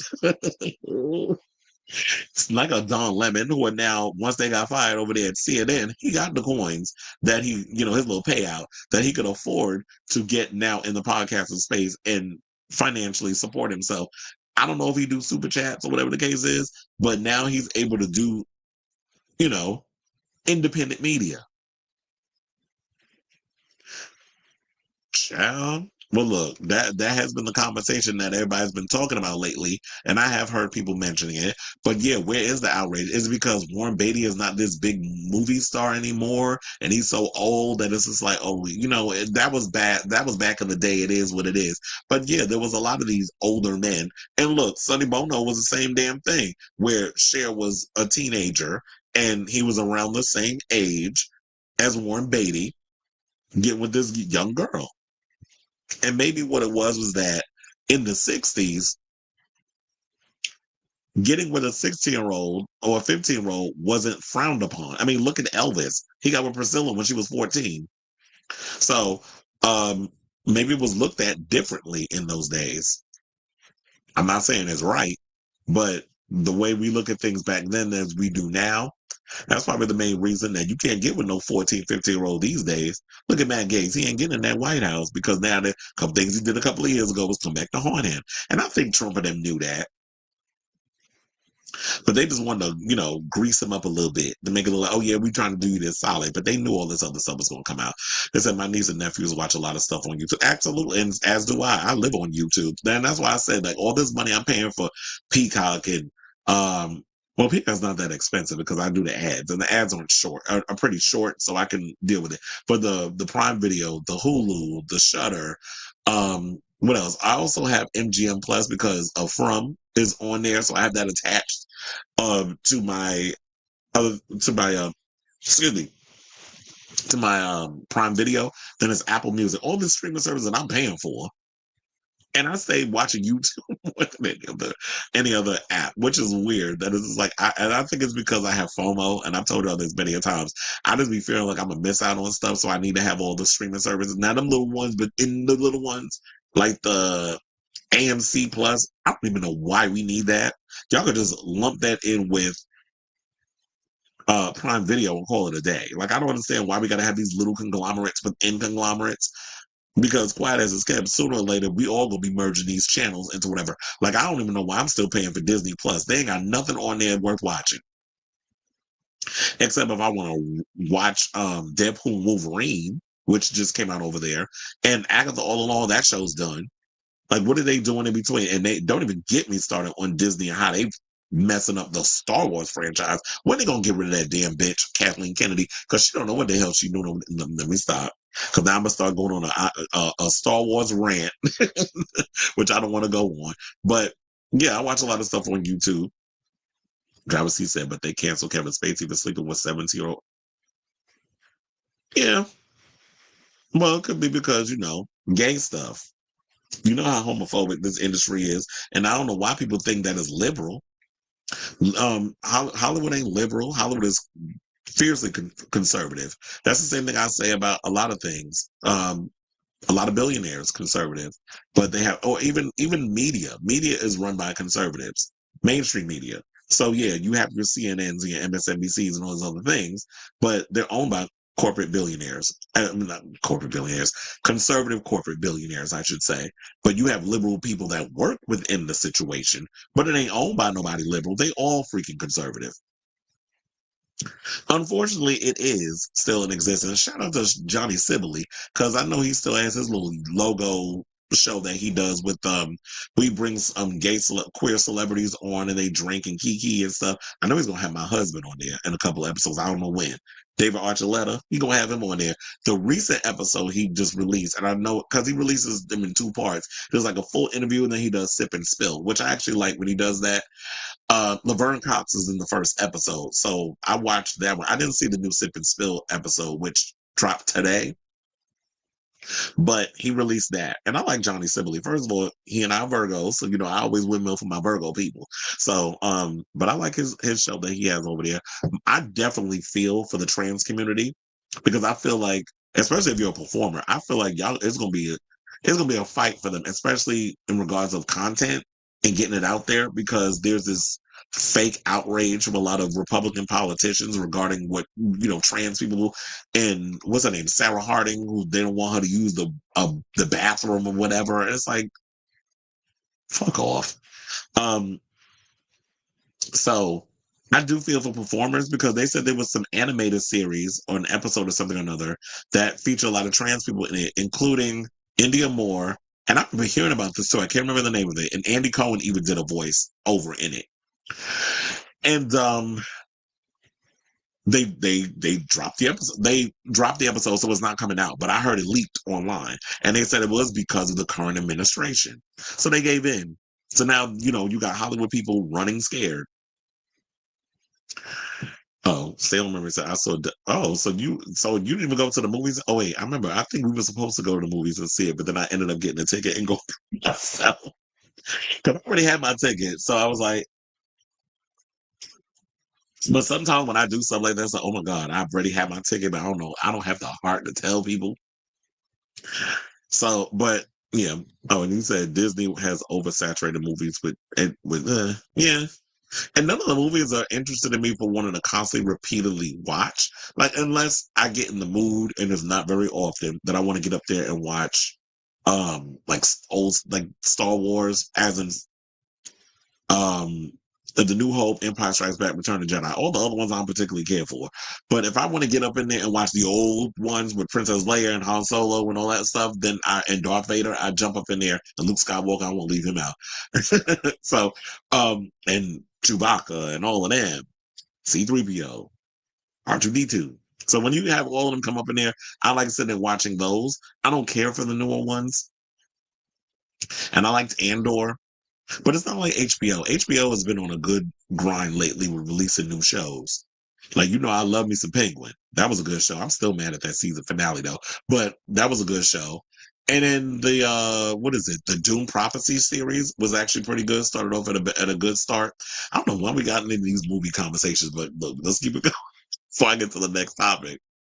Oh, you say it was but funny. You know what? I felt the same way. I just thought the movie was all right. It was funny. I like seeing Hugh Jackman buffed out body on the big screen. I still do not believe his relationship with Sutton Foster, but this is the drop. This is the lot. I mean, this is what y'all want to go on with. If y'all like it, I love it. We'll go along with it. But they're saying that he cheated on Miss Deborah with Sutton Foster and how they got a whole relationship. But I do feel like, yeah, in certain moments it was cute or whatever, but I didn't think it was a relatively good movie. To be honest, I felt like that about all the Deadpool movies. That it had good moments, it was funny, but as far as like an overall movie, it was all right. It's not something that I watch repeatedly. And I like the cameos. The scene of Wolverine and Deadpool fighting in the car that made it looks like the fucking is forever setting. Oh, looking like they. Well, there was a lot of gay undertones in that damn movie. I haven't forgotten. It's a you owe me a movie date. Oh, um, you know what? I've come around to the whole Wicked thing, and we'll get into the Wicked story later. I am gonna go see it, not in the movies though, so don't get too excited. I'm gonna wait until the first movie comes out, but I feel like when the second part comes out, which I don't understand why y'all splitting this in two parts. The new movie is already damn near 3 hours. Part one, in case y'all didn't know, yes, it is split in two parts. And I think y'all got to wait a whole year for part two. So I think when part one comes out and I'm able to sit at home and watch it, I'm going to wait. I'm going to actually go see part two in a theater. So I'm going to sit through all that damn singing. So yeah, that's what I'm thinking I'm going to do. Oh, wait, you said when Netflix used to mail movies, I thought that was a bad idea. Theft, damage, package, mail call. I mean, I'm sure people did, but you know what? When I was growing up, my parents was too damn honest. So my father basically would get the movie. We didn't even watch all the movies. He would order like get the 5 movies coming in the mail, and we basically would just copy it. He would copy it to a blank DVD. He would do that with shows too. Copy it to a blank DVD, and then we send it back. So basically, that's what we was doing. We didn't even keep it because my father knew how to, record the movies off the DVD onto a blank CD or a blank DVD. So that's what we did.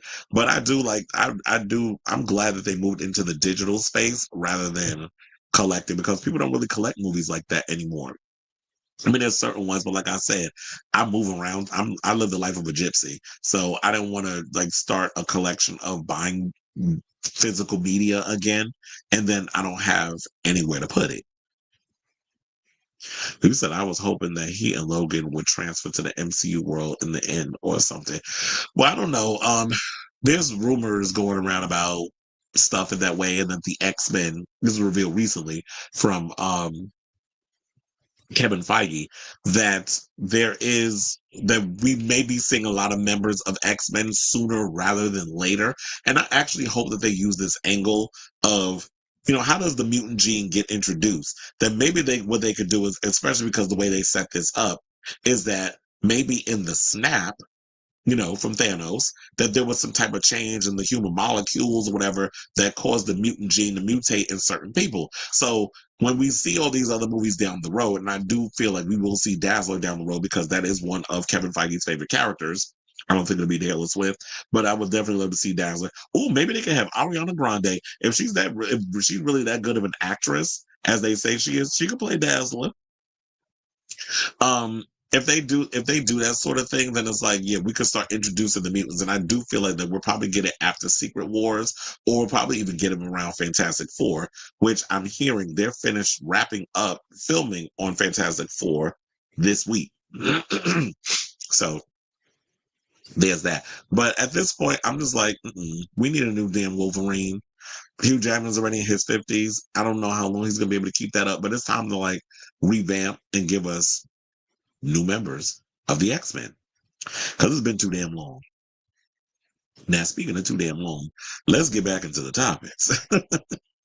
And let's talk about Shaboozey, who apparently is, the fans are mad over the fact, because, we were just talking about Beyonce and how, Billy Ray Cyrus was like, you don't need awards or whatever to show like your talent or whatever the case is, or to prove to people how talented you are. The proof is in the pudding. And I feel like, you know what, the same thing goes for Shaboozey. That it's like, you know what, his career is just now taking off. That Tipsy song is every damn where. I do like that track, but you can't tell me nobody's never heard that damn Everybody in the Bar Getting Tipsy track, because it's everywhere. And even when I'm at work, when we have the music playing, when that's always usually the cue that the people are starting to be led into the building, we always get a notification of whether or not when the people start coming, we got to get ready. So when they be playing that song in the background, and I'll be over there singing right along. So, the fans took to social media to express frustration over him losing in the Single of the Year category at the 2024 CMA Awards. Now, according to page 6, they said the following. They said the CMAs nominated Shaboozey, not Beyonce, to appear less racially exclusionary and preempt backlash. He was never going to win. It's always been performative. This is what one viewer wrote on Twitter. CMAs must have one black person rule because after his huge year for black people in country music, Shaboozey is the only one who got a look, and he didn't even win an award. This is what another one added.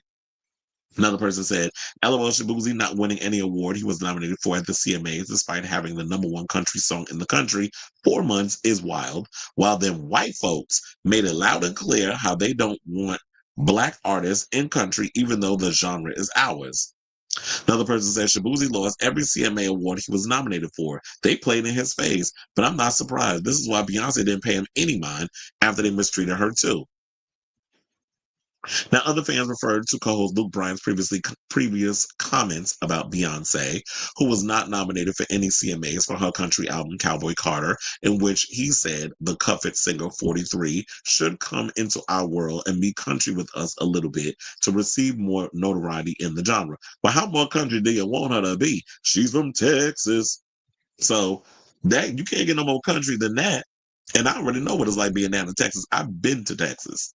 First of all, the men are fine as hell down there. But besides that, shout out to all them cute little country bumpkins down there. But regardless of that, country music is very prominent down in Texas. They have rodeo culture, baby back ribs, which the food is amazing down there. Regardless of all the political stuff aside, I definitely enjoyed my time going down to Texas, especially because at the time my goddaughter lived down there. And when she was graduating, I went down there to see her graduate from high school. So it was a whole story because I told you I raised her up and all the stuff. But then when her mother passed away, um, her father was still alive, so she had to go live with him, and he lived down in Texas. So when that whole situation acquired, I had to go. Basically, I traveled down there and went to go see her graduate from high school and all that other stuff. So yes, child, I'm old. Not that old, but I'm just saying, as somebody who in their early 40s, I have a godchild who is now in her 20s, her early 20s.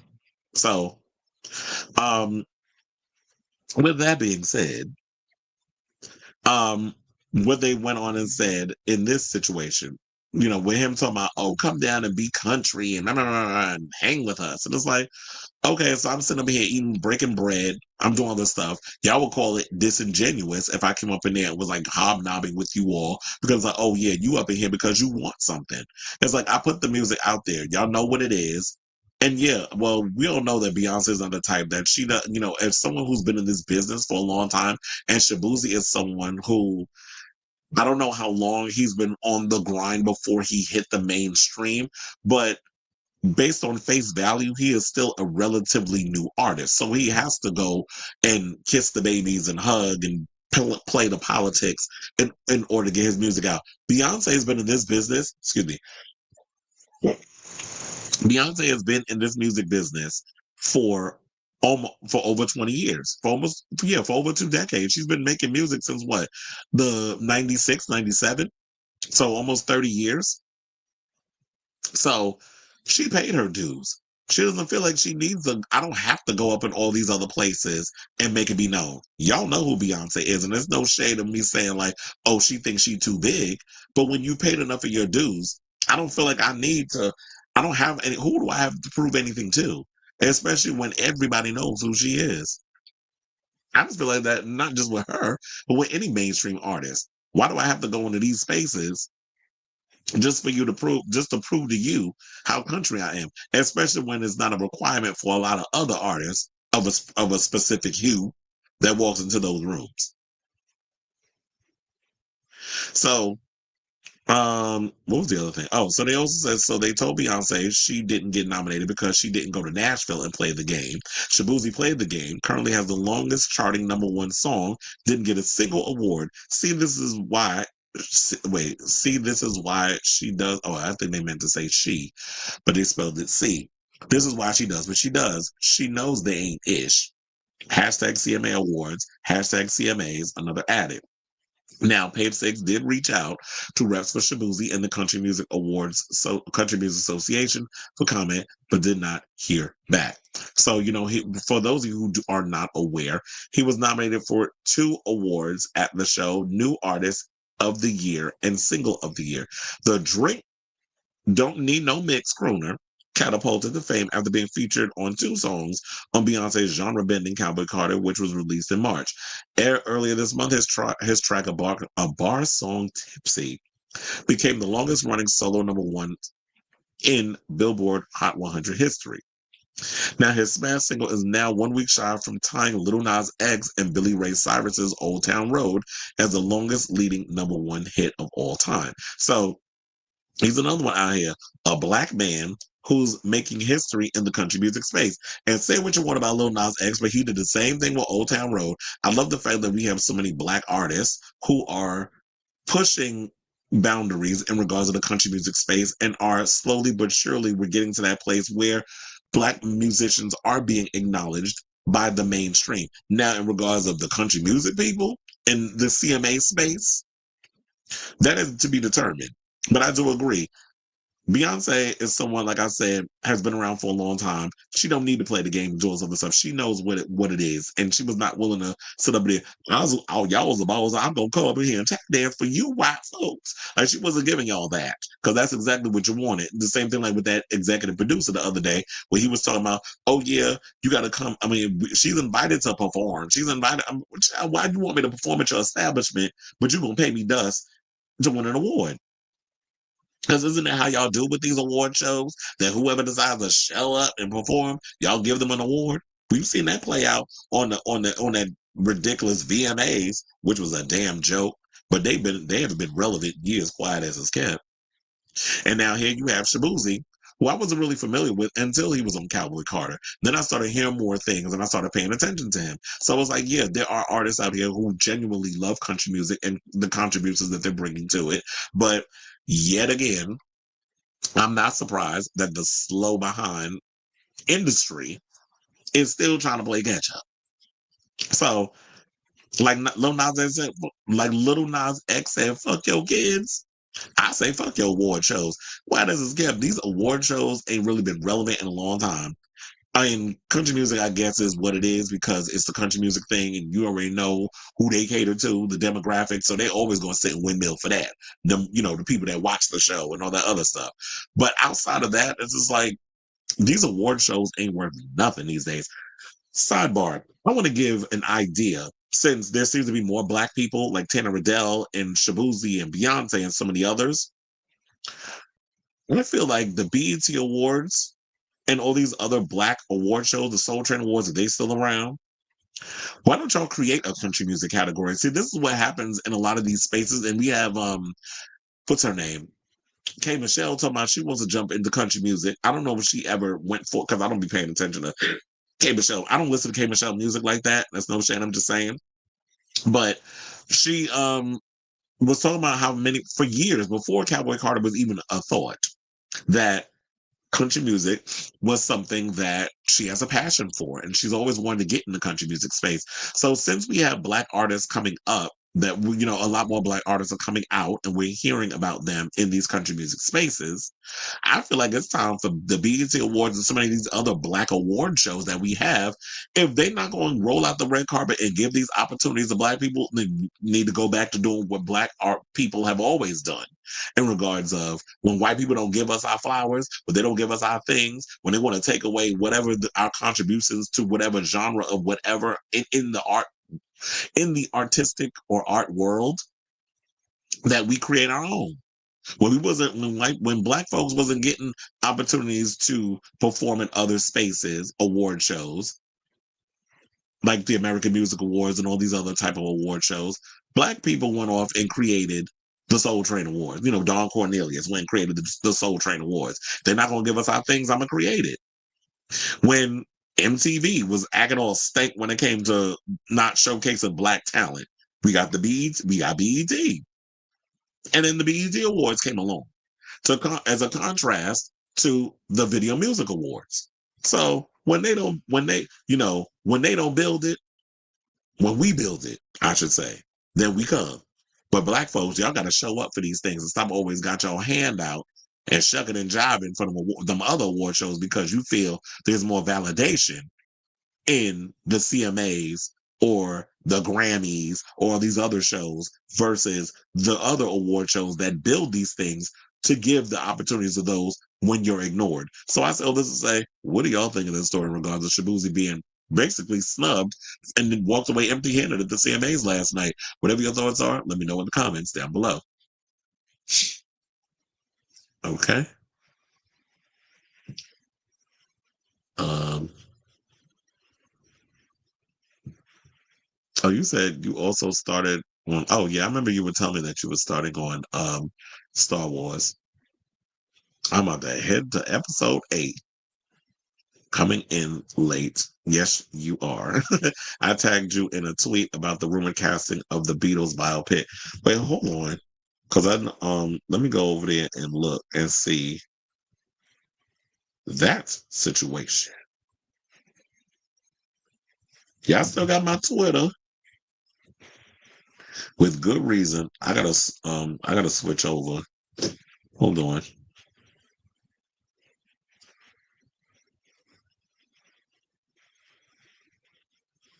Mm-mm.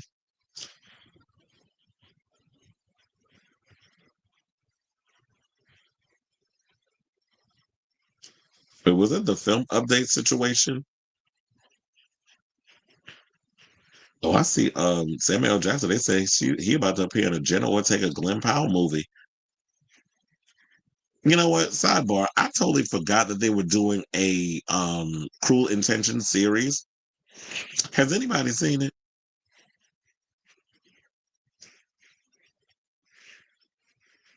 Wait, hold on.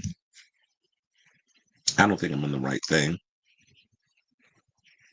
Because the one thing is, I have not been checking my tweets lately. So me trying to scroll through here and find it, it's gonna be a little difficult. Wait, who did they say? If you know the situation. Oh, because I posted. I was like, why is this thing coming up? It's a picture of video.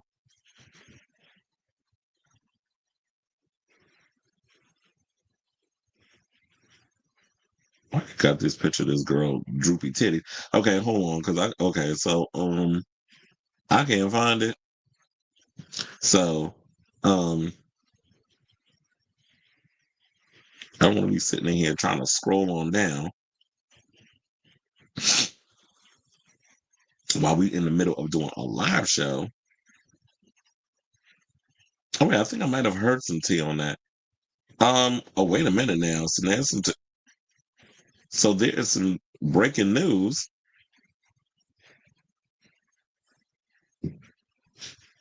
I think we got some Scream 7 news. Please hold. I'm gonna get to that in the thing. Right after I read all these comments. Oh, you said oh yeah, you said you're here on Facebook. Okay.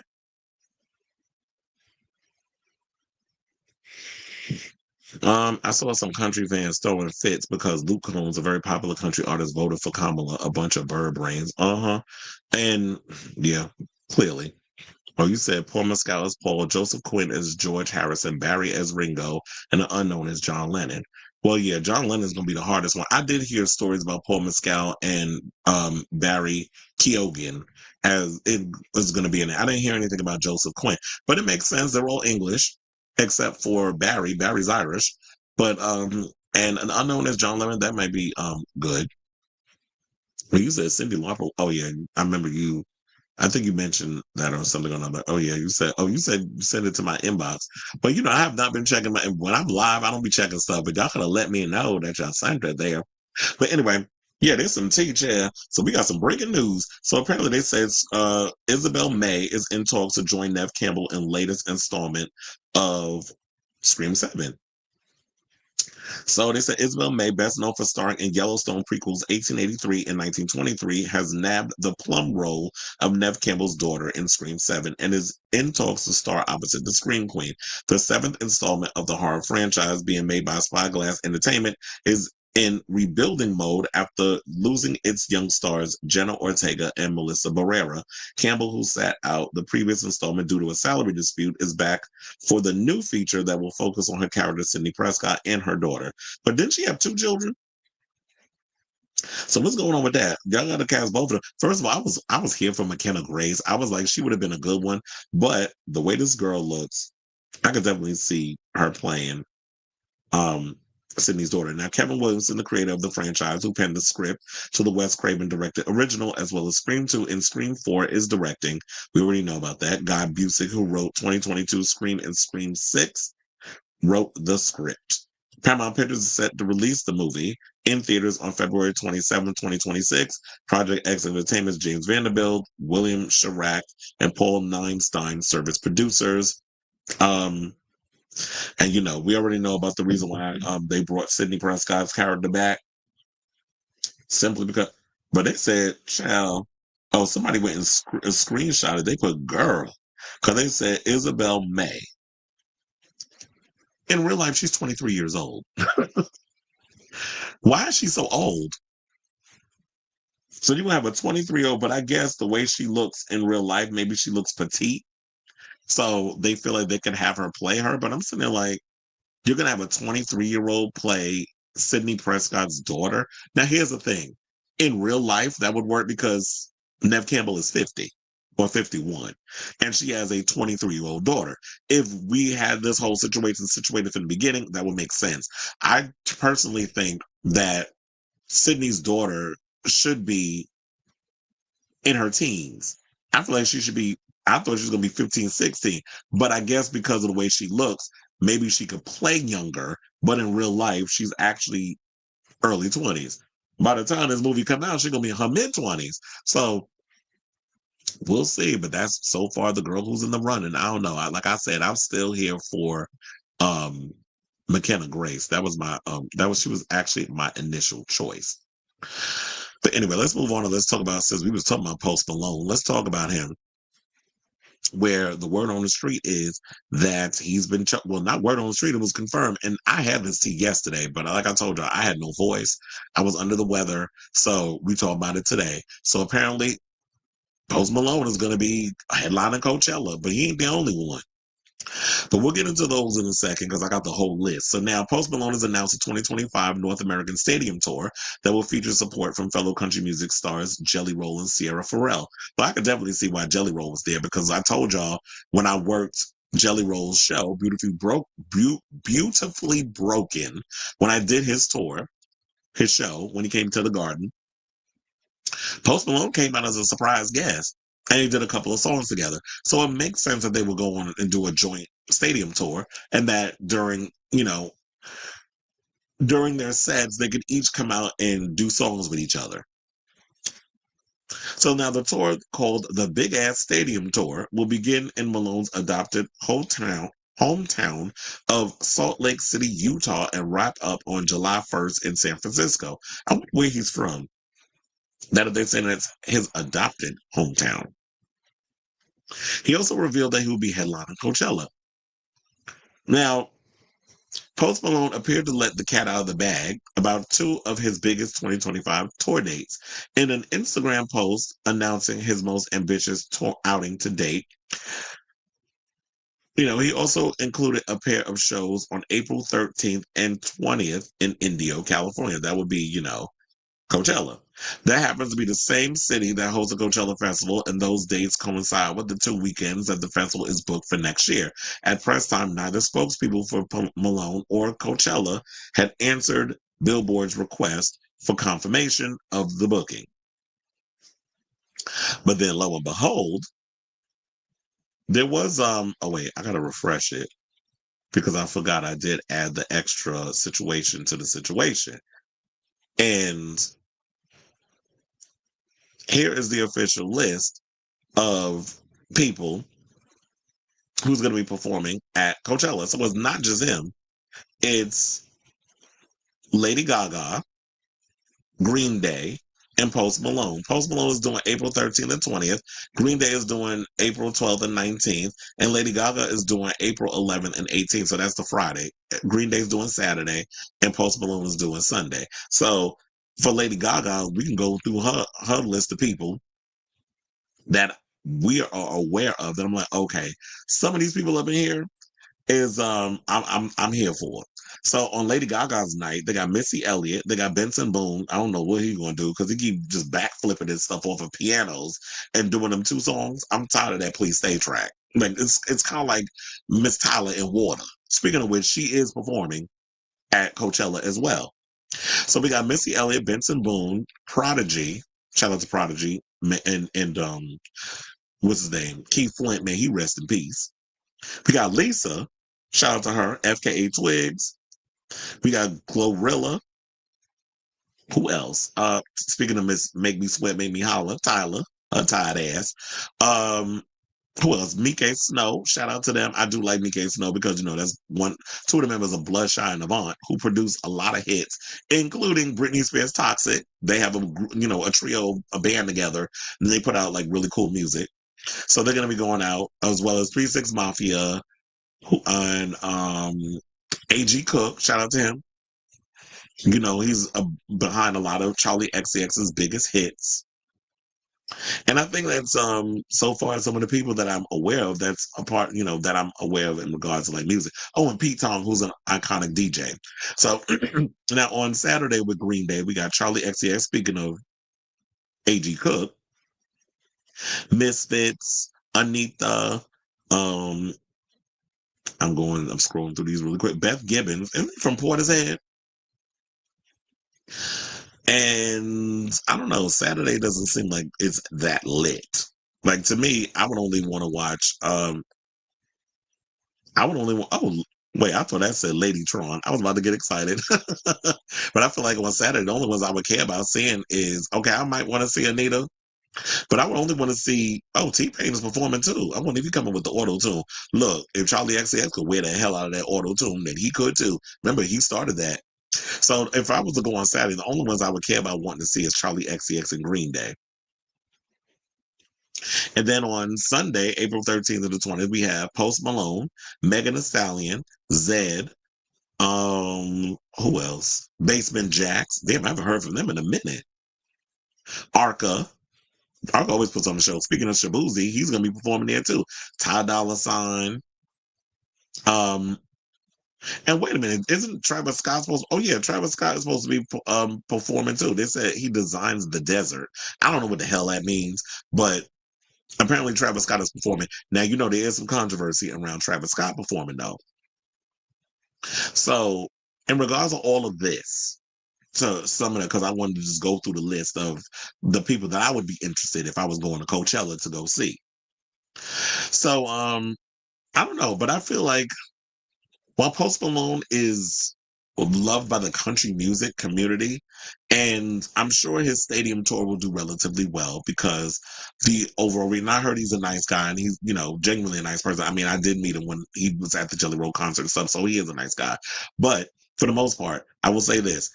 While he may be loved by the country music community, I don't know if he's a right fit for the pretentious wannabe hipster Coachella crowd. Like, I can't see the Coachella audience getting into um his music.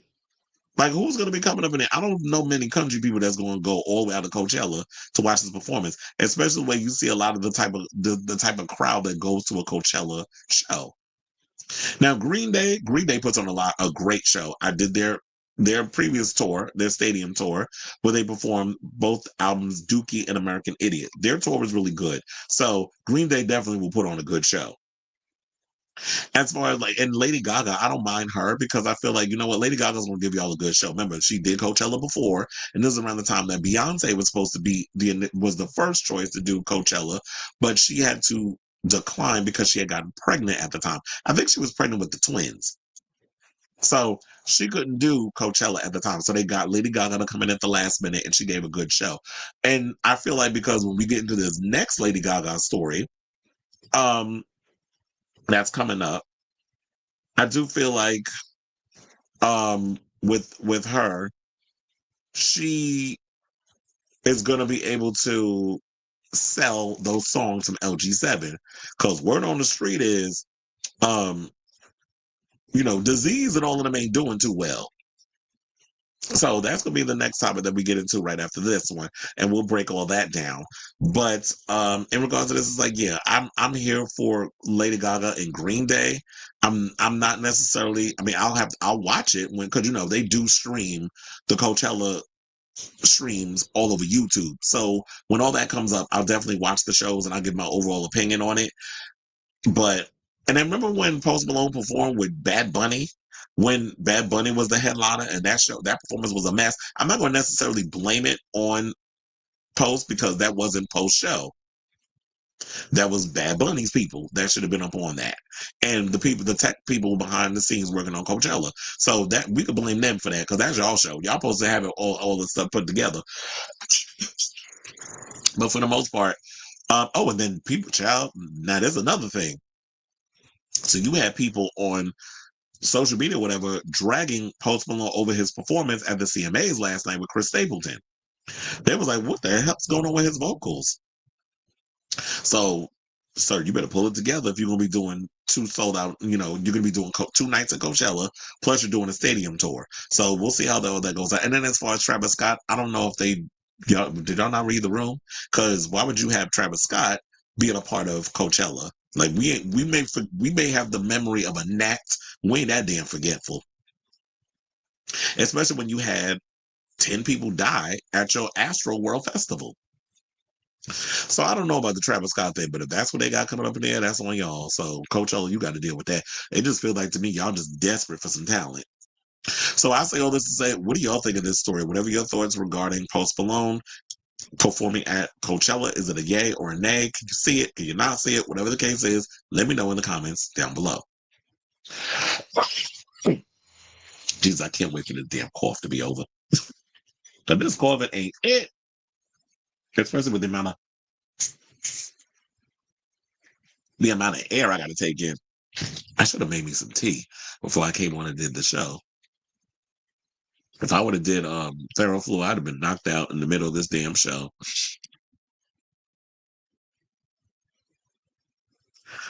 Okay, let's go up.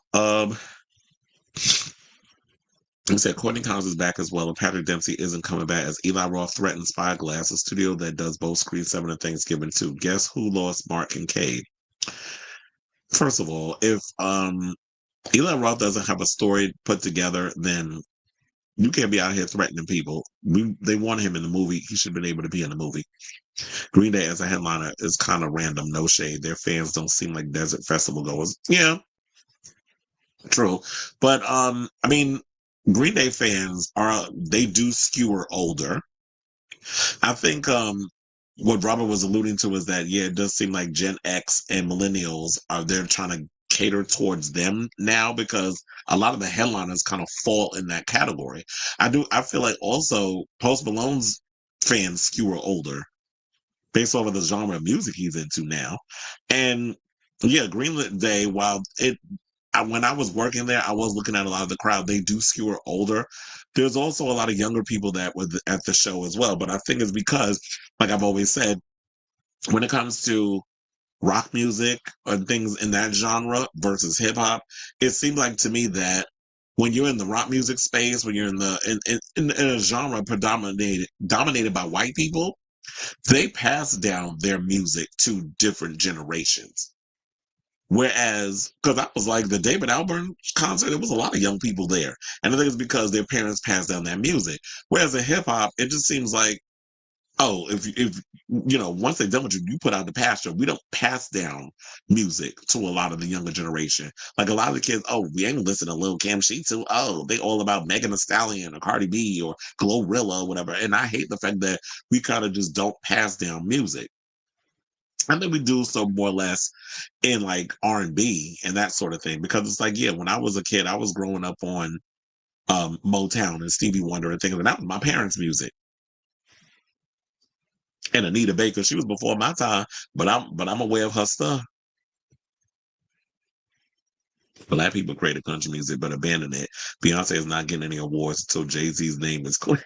And you said never heard. Oh, well, yeah, that's what say he's a relatively new artist, but his music is everywhere. They should have made Charlie XCX as a headliner. Agreed. I feel like Charlie XCX is a much better fit versus a Post Malone. I mean, you know, the Brats, they living for her music, and it was going to be Brat Summer again. And who knows, maybe in the meantime, she's going to give us more music. Because I saw people make fun of Charlie XCX, who rarely charts in the Hot 100. Boys Went Platinum didn't chart, but a video says something that makes sense. Streaming hit, which lasts longer than a radio hit. Yeah, because I was like that post that I posted about Little Nas X, the YouTube video, um, they were pretty much saying, oh, people were clowning him because that new song, excuse me, Light Again, that new song of his didn't really blow up on the charts. And it is a good song. I just feel like he's got a lot to prove as a solo act because he's come across with the trolling and the gimmicks and stuff. And people are like, I'm not going to take you seriously as an artist because you're not really giving what needs to be done in regards of being taken seriously as an artist. So they're not doing it. So it's like he's got a lot to prove that he can be taken seriously. And I'm sitting there looking at this video and I'm just like, when it was about Katy Perry, oh, regardless of how you feel about Katy Perry, she's a pop star that people know what type of music she does and she hits everybody. I'm like, no, she don't. Like, she hasn't evolved as an artist. What are you talking about? Like, she does music for little kids, and all those kids that she made music for during the Teenage Dream era has all evolved and grown up. She has not, which is why 143 was a flop. So they get all caught up in this whole thing about streaming hits do last longer than a radio hit. First of all, the way that they be still trying to gatekeep at the radio doesn't really work the way it used to. So they need to come out of that. And it's like the article I shared, influencers are banned, but they targeted Gen X and millennials by the lineup. It seems they understand they have to go back to basics. Yeah, because it was like, I didn't particularly, over the years, I wasn't really liking the lineup and stuff for um Coachella. It just felt a little too much like the people that were going to Coachella, y'all only wanted to be there to be seen. You want to show like, oh look, I'm here and I'm gonna take pictures and video of myself at a festival. Woo! I was like, okay, whoopee, who gives a shit? So I didn't care enough about all of that stuff. So I do think like when it comes to festivals, because quiet as it's kept, a lot of the older people, even though you feel like kids have disposable income at the behest of their parents, by the way, um, a lot of older people do want to go and when it's summery or whatever the case is, go to festivals and be able to see a lot of their favorite artists or whatever. So who don't have children, I guess. Maybe they do have kids, but they'll find ways of the kids is old enough they can leave them at home while they go do whatever it is they want to do. But I do feel like, yeah, they do need to skew older. And maybe it's because also, now that I think about it, and it's almost sad in this way, maybe the reason why they're doing this is because a lot of the Gen X and millennials know how to perform because they were trained to actually put on a show. A lot of the newer kids, y'all just they got a hit song on YouTube or TikTok. Let's just throw them out there on the stage. They got no stage presence. They don't know what the hell they doing up there. They look confused and lost. And then their careers, here they going today. So maybe that's what it is. They're not really training these kids out here to really get there and perform on a stage. I mean, yeah, you can say that about, well, Chaperone is just in a class by herself. But then when you look at Sabrina Carpenter, she comes from the Disney world. So they train all them kids, her and Ariana Grande being Nickelodeon, they train all of them to be triple threats. It's like you can sing, you can act, you can dance, you can do all that stuff. They put them through the ringer. This new generation, a lot of them do not know how to, they lack stage presence. Gaga is at a crossroads, Katy Perry status, but at least she got a hit with Bruno Mars. But like Forbes said, when can she get a hit by herself? It's been a long time since she charted herself. Yeah, well, we'll see what she does post Disease in that new album. Travis Scott should definitely be off the. Exactly. It said that's what happens when you enter black people's spaces to your advantage and use them until you no longer need them. He left him. Then they say Miley did that too. Yeah, that's what I was saying. Like he did the same thing. I mean, he may be the nicest guy in the world, but he pretty much used the hip hop community. Did you see the Yes, that is one of my topics that's coming up later on the show. Driver seat, thank you for the 9.99 super chat, bitch. But if anyone, any of y'all want to send also to the super chat, you definitely could do that in the YouTube situation down below. But thank you for the super chat. It is much appreciated, especially with these holidays coming around. Which I'm definitely gonna be busy with the holidays. I mean, around the holidays. December, I'm gonna be crazy busy. So hopefully I'll be able to squeeze some shows in. Like I said, no shade but to Chapel, but she kind of just stands there and walks her costume. I mean, I was like, girl, at least give me a Kylie Minogue shimmy. At least. Yeah, do that, sis. But anyway, what's our next topic? Well, I did have it in a certain order, but I was like, you know what? Since we on Lady Gaga, let's get into that because it was gonna be another topic, but I was like, you know what? Last minute change. Let's get into her. So apparently, well, we already kind of knew this that was going on with Lady Gaga because I think Robert and I have talked about this privately, but because even when I'm not on this show, I'm consistently bombarded with entertainment news. Not that I'm complaining, I'm just saying. But when it comes down to it, so we already know, like, okay, now Lady Gaga put out the disease video. Well, she first of all, she took too long. I've said that what she should have did was you put out the song and you should have put out the video. To me personally, I felt like the visuals was underwhelming for me. I didn't particularly care for the video. I like the overall look. Like I like the dark hair. I love the blonde roots with the dark hair. I like the reverse because normally you see it's always blonde hair that's dyed with the dark roots. But I like that she reversed it. I also like some of the imagery and stuff. I did like the car chase thing, which shout out to whoever did this video. I posted it on my social medias, but it was Madonna's What It Feels Like for a Girl. They matched it up with Lady Gaga's Disease. So they had Madonna in the car chasing Lady Gaga down the street in the car. I saw that and I cackled because I was like, we got the funny thing about Madonna and Gaga and that sort of thing. But anyway, nevertheless, she did the promotional thing for Disease. The song came and went like a fart in the wind, and they said that she's still trekking on regardless of the reception of the song, which hasn't done really well in the charts. Now, despite the lead single Disease stalling on the Hot 100 at number 27, the 38-year-old is forging ahead with her next album, which she described as both fun and darker. Now, speaking to Vogue magazine about the project, Gaga said that she's been focused on the production side of her new songs, saying, I love producing, I always have, and something that was really important to me making my seventh album was blending live instrumentation with programming. Well, Trent Reznor does that too. Shout out to him. The album is chaotic and genre from a genre perspective. It is genre bending, and I think in that way is a deeply personal look into my mind as a producer and the way I think about music. She also said the album has a darker pop sound that's more in line with her iconic 2009 album, The Fame Monster. However, fans need not be worried that Gaga is going too somber with her sound. The album is not extremely serious in that it's very fun and meant to be enjoyed at a party, in a club, or at home having personal fun time. To be free of your worries at home or walking through life, she insisted.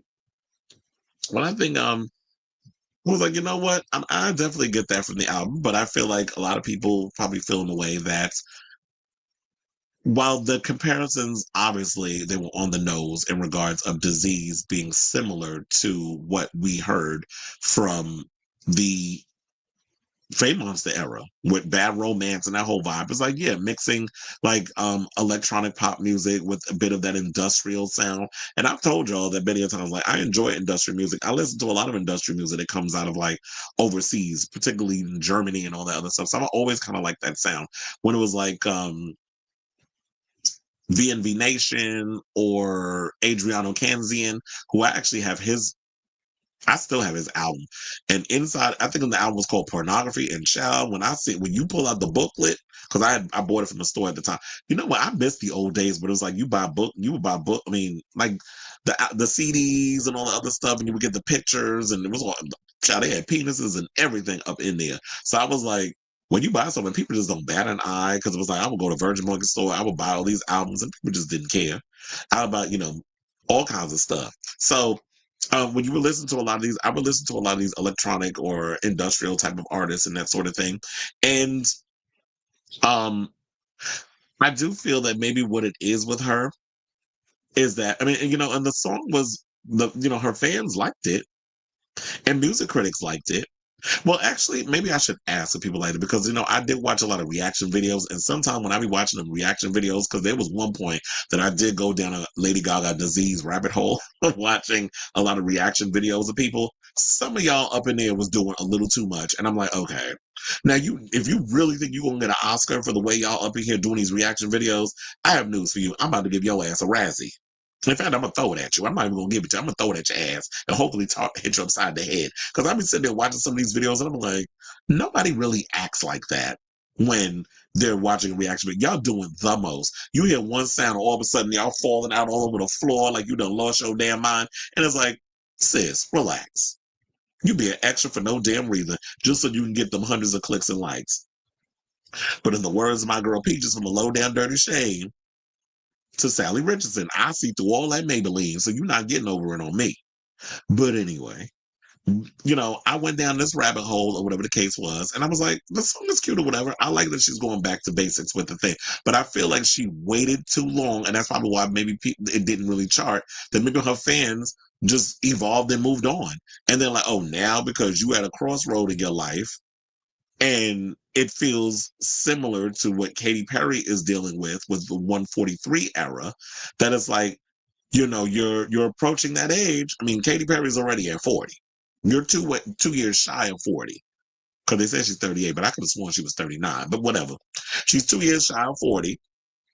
So now, career-wise, because you put out a multitude of albums, you're at that crossroads. Now, don't get me wrong. I'm definitely curious to hear sonically and artistically what you've cooked up in the studio regarding mixing live instrumentation with a lot of those electronic sounds, because I always have this thought in my mind. It's like, okay, because I'm thinking that's what she's thinking. How do I approach these type of songs on a stage in a live situation? And I'm sure we will get a taste of that when she headlines Coachella for 2 nights. So she'll be able to give us a lot of that. And yeah, how do you merge that whole sound? Because a lot of times, like, you'll get the people up there playing the band stuff, the live stuff, and then you'll get people who play up the electronic stuff, and you don't see them playing none of the instruments at all. So it's sort of like it's programmed. But it's like, yeah, you want to give that live music vibe to it.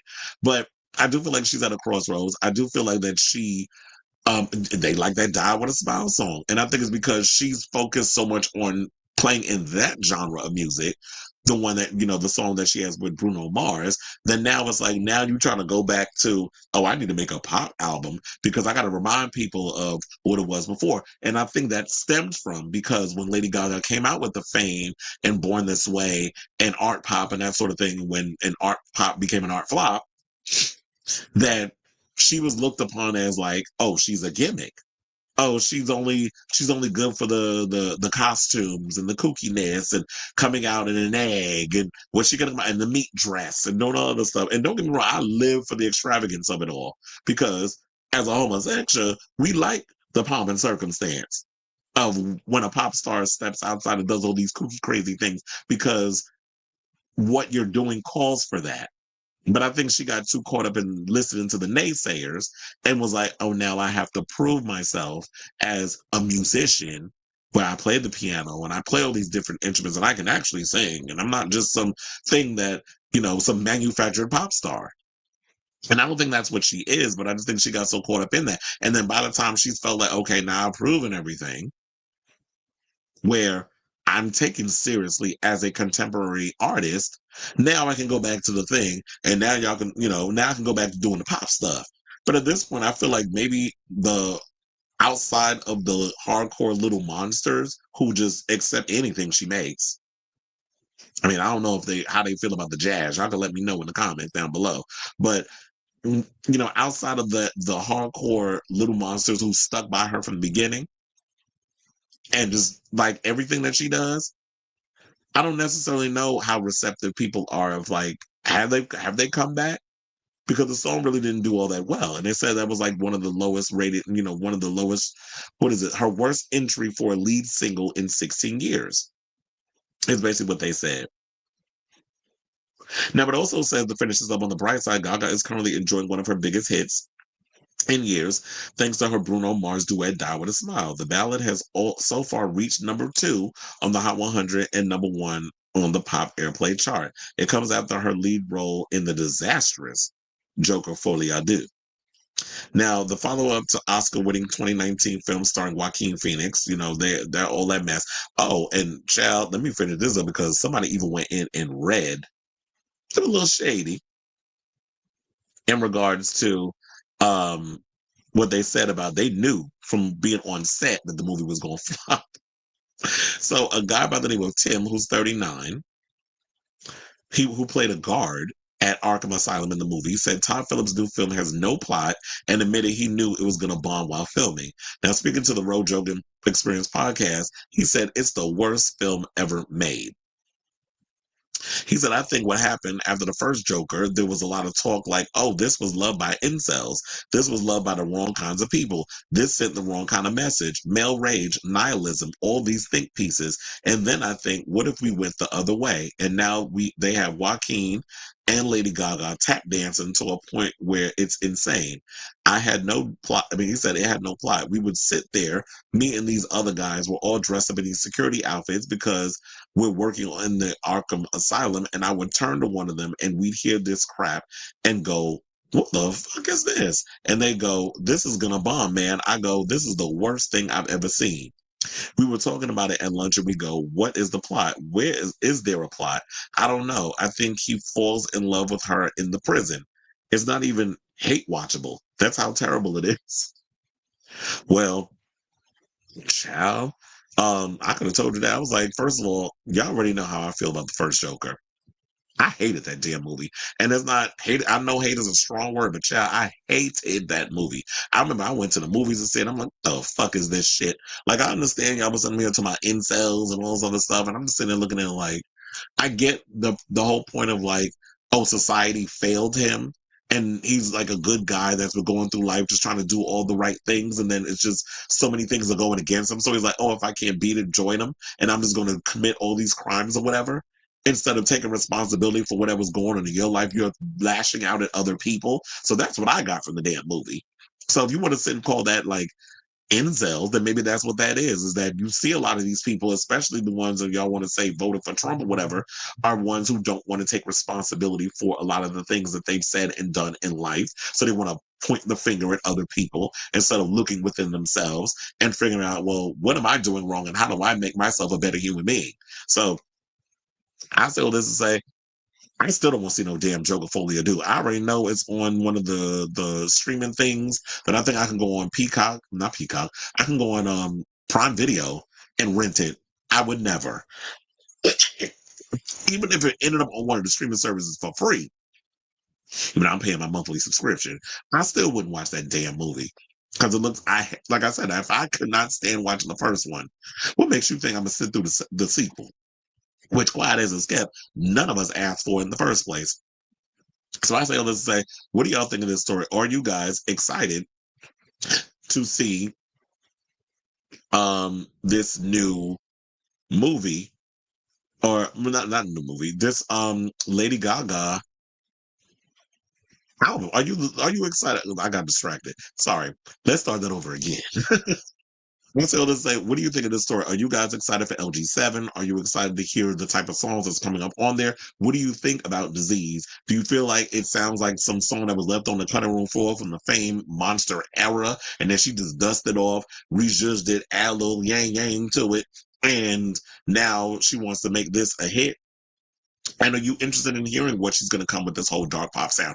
Me, I'm always curious to hear what people who are at that legendary music status is going to cook up in the studio in regards to like the music, especially if you're in the wheelhouse of pop music or dance or electronic, any of that type of genre music. I'm definitely curious to hear. I actually like Disease. I know there's some people have a mixed reaction of it, but I actually like the song. And I like the idea that it's longer than 2.5 damn minutes, because y'all already know how I feel about these short ass songs y'all be coming out with. So let me know what you guys think of this story in the comments down below. Okay, so now we have comments. Oh, I think I read that one already. Carrie Underwood was a reality show winner, yet they gave her all kinds of CMA awards. Absolute. Oh, okay. Because I don't be watching CMAs, but if you going if that's what had happened, then I'm gonna take your word for it. So yeah, it's like y'all rolled out. She went on a reality show, which yeah, quiet as it's kept. Y'all don't take none of these reality TV competition type shows. The people that come out of that so seriously, but it's like, yeah, y'all rolled out the red carpet for her. Y'all gave her a whole bunch of awards, but it's like black folks got to jump through hoops just to get any kind of anything. I'm hoping Girls Aloud get their the 22nd UK top 10, which I stand by.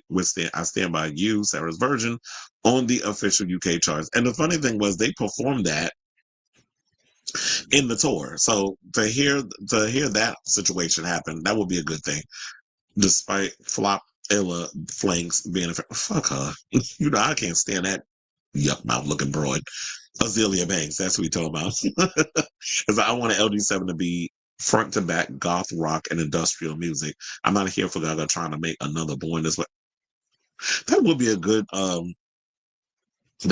idea. It's like, yeah, make goth rock and industrial music, especially because the industrial type of sound.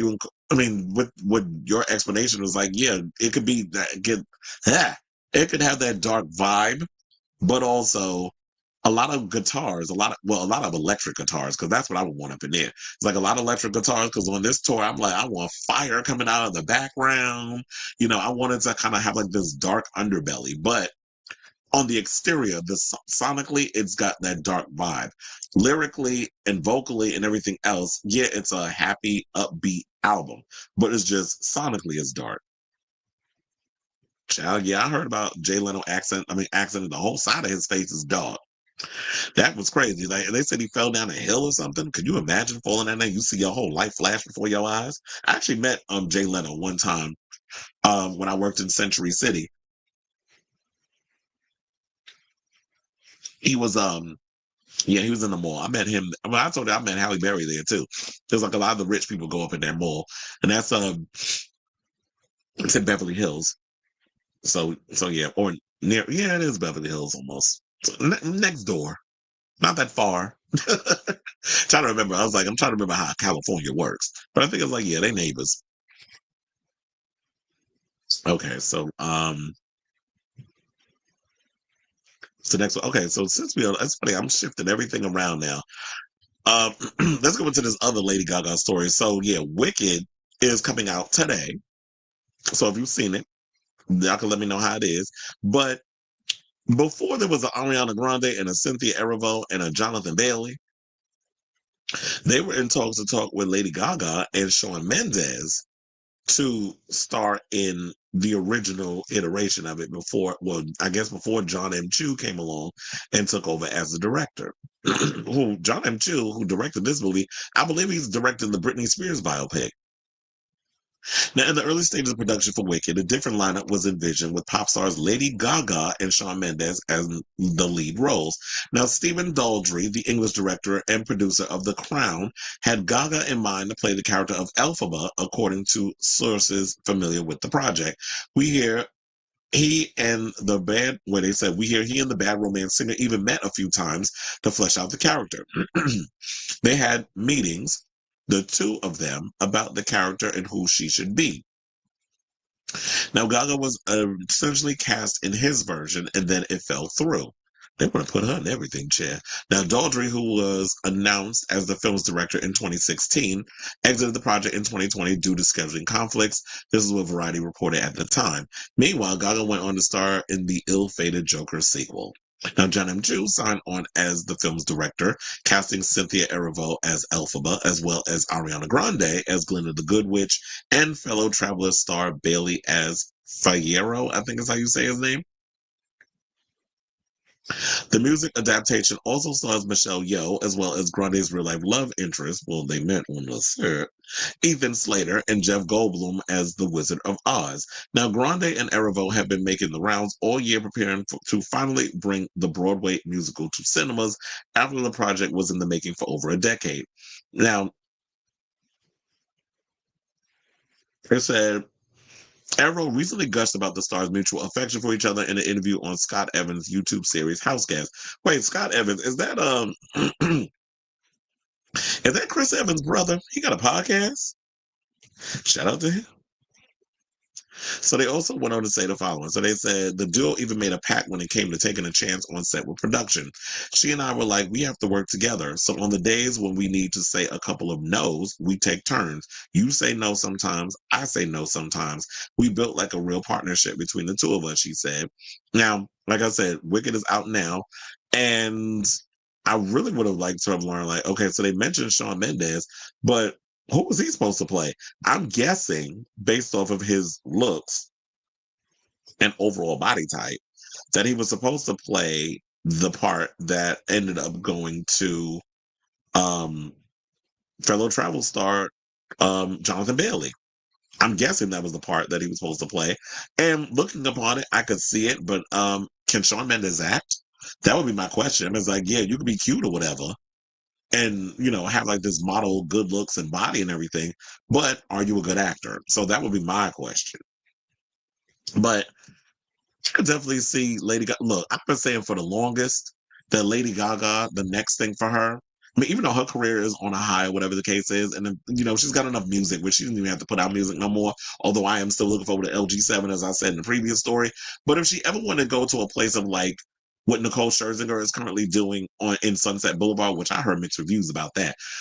Lady Bunny did a whole breakdown, like a whole thesis almost on Nicole Scherzinger's performance as Norma Desmond, saying that she feels like she's a little too young and her breast implants was a distraction.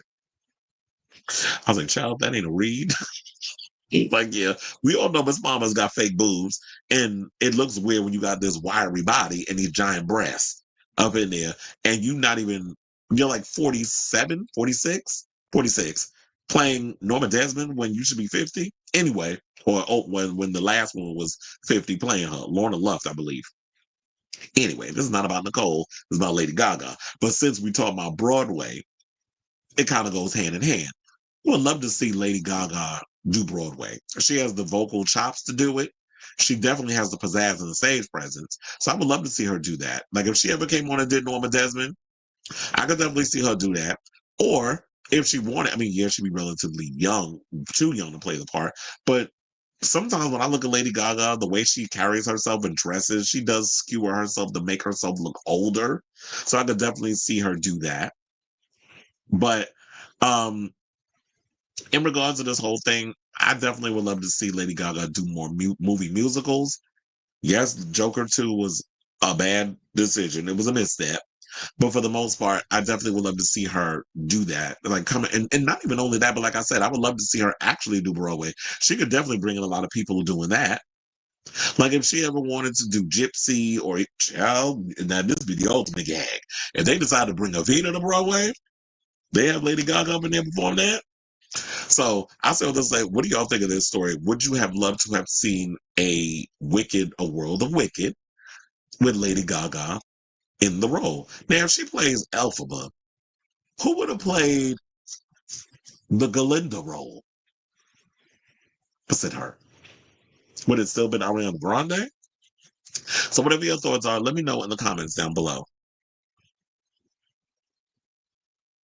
Okay.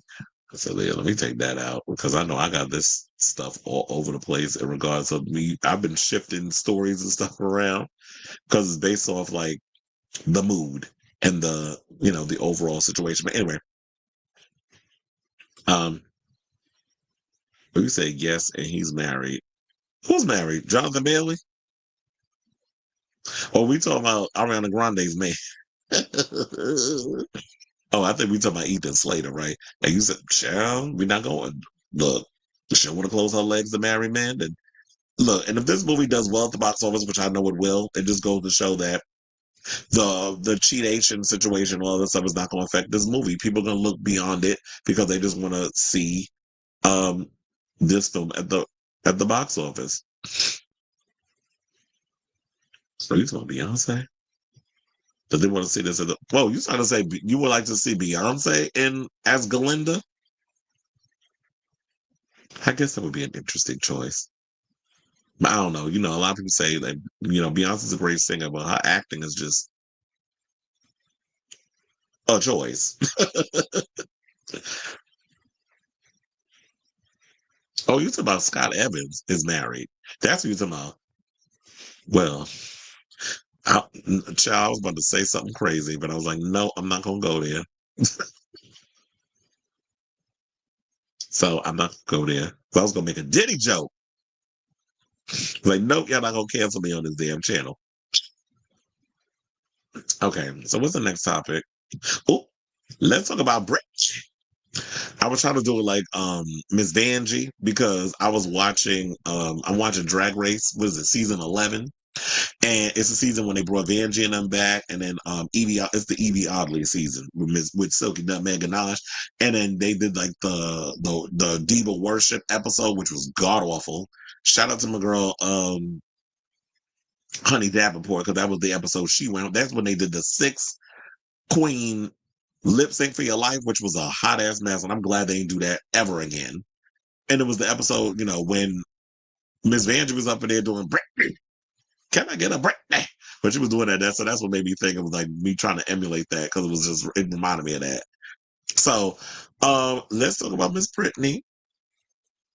And there is two story. Wait, which one are we doing? Oh, I am in the right one because I was about to freak out. Like I hit the wrong one. But anyway, because we got two Britney stories. So she remained hopeful in her strained relationship with her sons, because I know that Britney be going through it in regards of like the conservatorship and the fact that they talk about her mental health and that sort of thing, and how now that I guess they're at a point where they can reconcile and she can have some sort of relationship with her kids. So according to Page Six, it said it made her so happy to spend one-on-one time together and just hang out. This is what an insider told Page Six after the 18-year-old reunited with his mother, talking about Jaden. Excuse me, who you can see in the picture.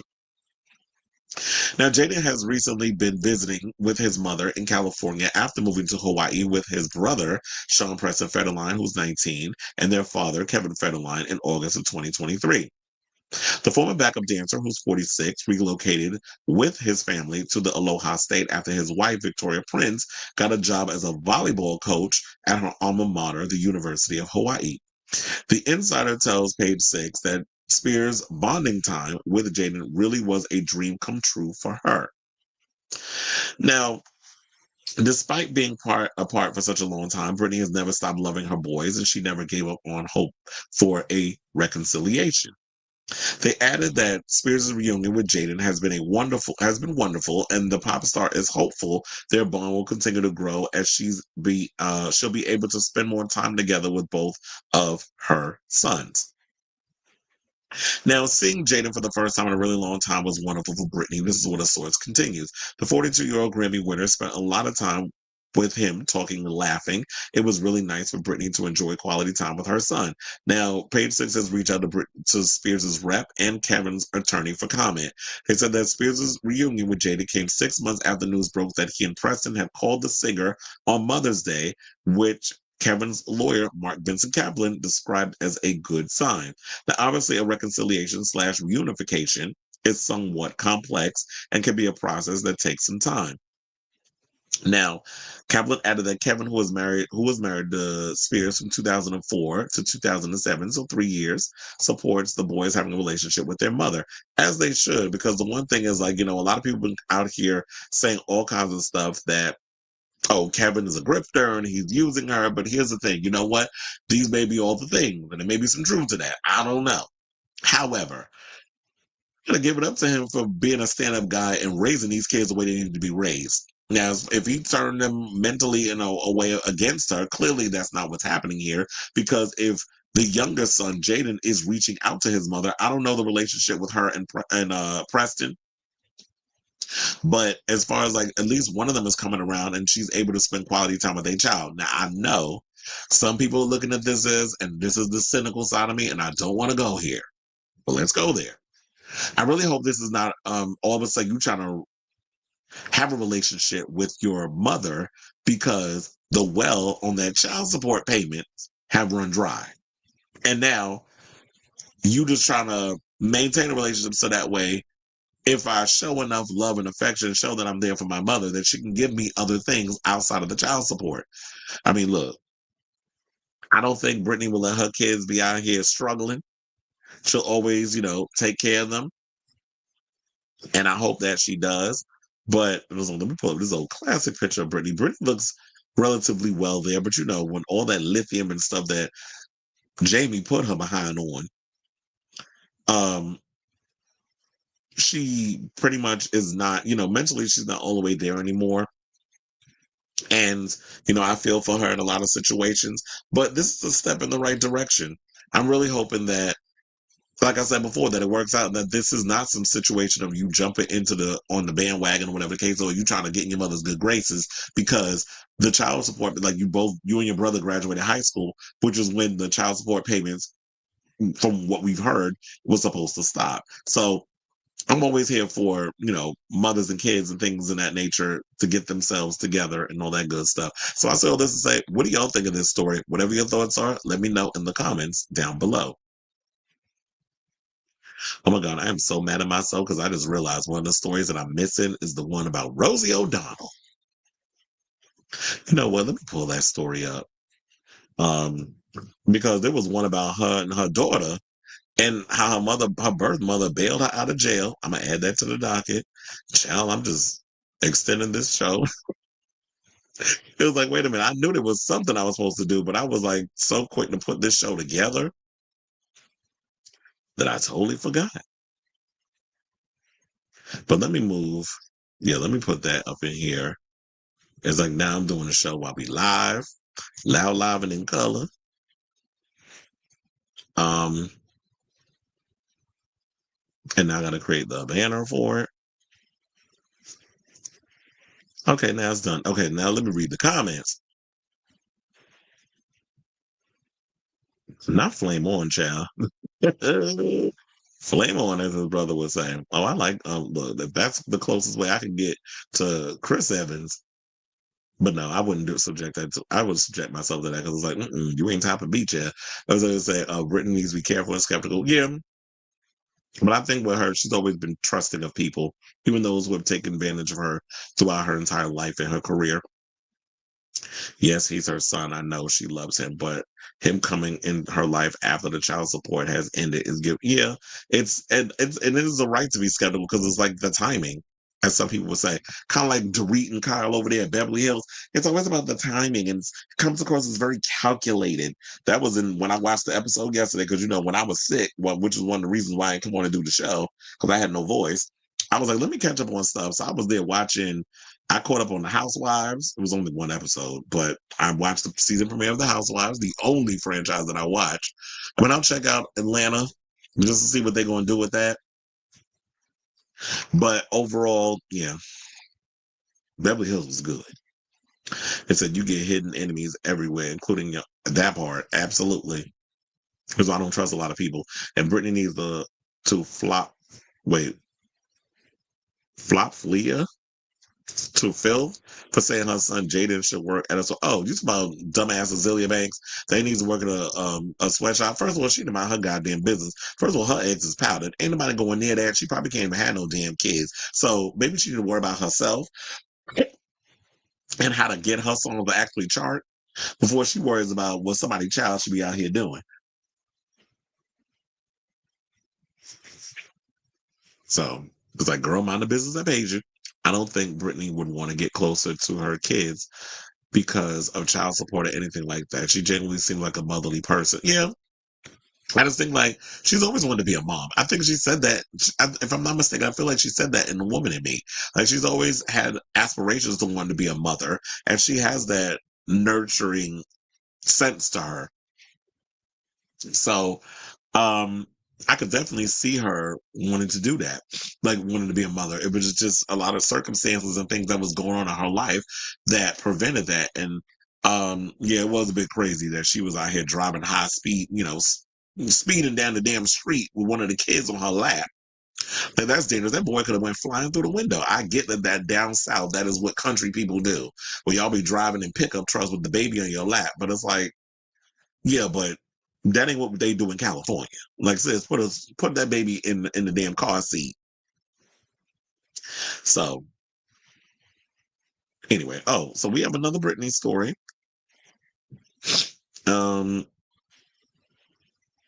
If I can find it, see, this is what happens when you move things around and you be struggling to try to find your topic headline. Okay, so now we here. Let's get into it. So now there's rumors swirling that she's getting back into the music from someone who actually worked with her in the past. Now I hope this is true, but this is coming from the Sun. So let's take it with a grain of salt. Because at the end of the day, Britney is the one who has to make the decision that she's going to come back into the music game. So now, after going on the record earlier this year, January to be exact, to say she will never return to music, rumors are swirling that Britney Spears has reached out to a few songwriters for a possible musical comeback. Now, pop sensation Britney Spears will return to music, according to iconic collaborator Marcus Klinko, who will be exhibiting at the BG Gallery inside the Bergamot Station in Santa Monica.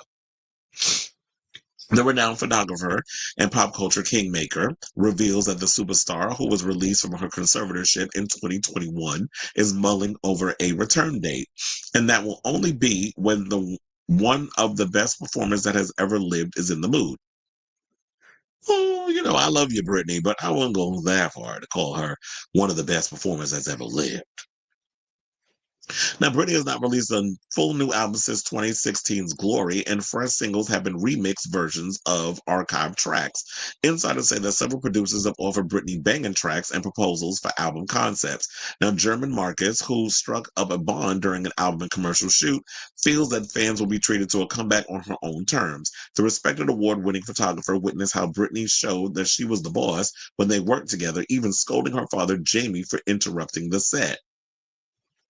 Now, Marcus admitted that contact has been made with Britney's handlers over new collaboration as the world's clamoring for new sounds.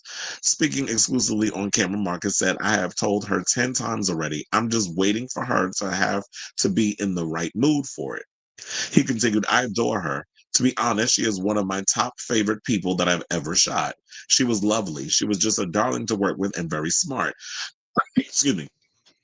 I know it's one of her favorite photo shoots. As a matter of fact, the photo shoot that I'd done for her became the best selling merch of any female artist in history, which means a lot. We shot her two best selling fragrant campaigns, Vanity Fair covers, single covers, and so many magazines. Now, Marcus is staying silent about his knowledge of when Britney will resume her singing career. The Give Me More artist has given mixed messages about her recording future too, suggesting that she is done with her career. But then in the last couple of years, the mother of two teased new projects. Now, asked about why she would put off a comeback, Marcus replied, "I see no reasons why not. She has all the talent in the world. She's a beautiful woman, and I think that the world would absolutely welcome that." He also teased that he is aware of a bigger plan for the star, saying, "I can't really speak on what I hear." I mean, even though quiet as is kept, you are speaking on things that you may have heard, but you're saying that you can speak on it. Um, what did I say? Because I lost my place. Oh, he said, "I can't really speak on what I hear, through the grapevine, my people talking to her people and all that. I think I phrased that correctly. When she will be in the mood for it, we'll all know." Now, Britney showed that she was in charge of her image and commercial work when she shot for Marcus in 2004.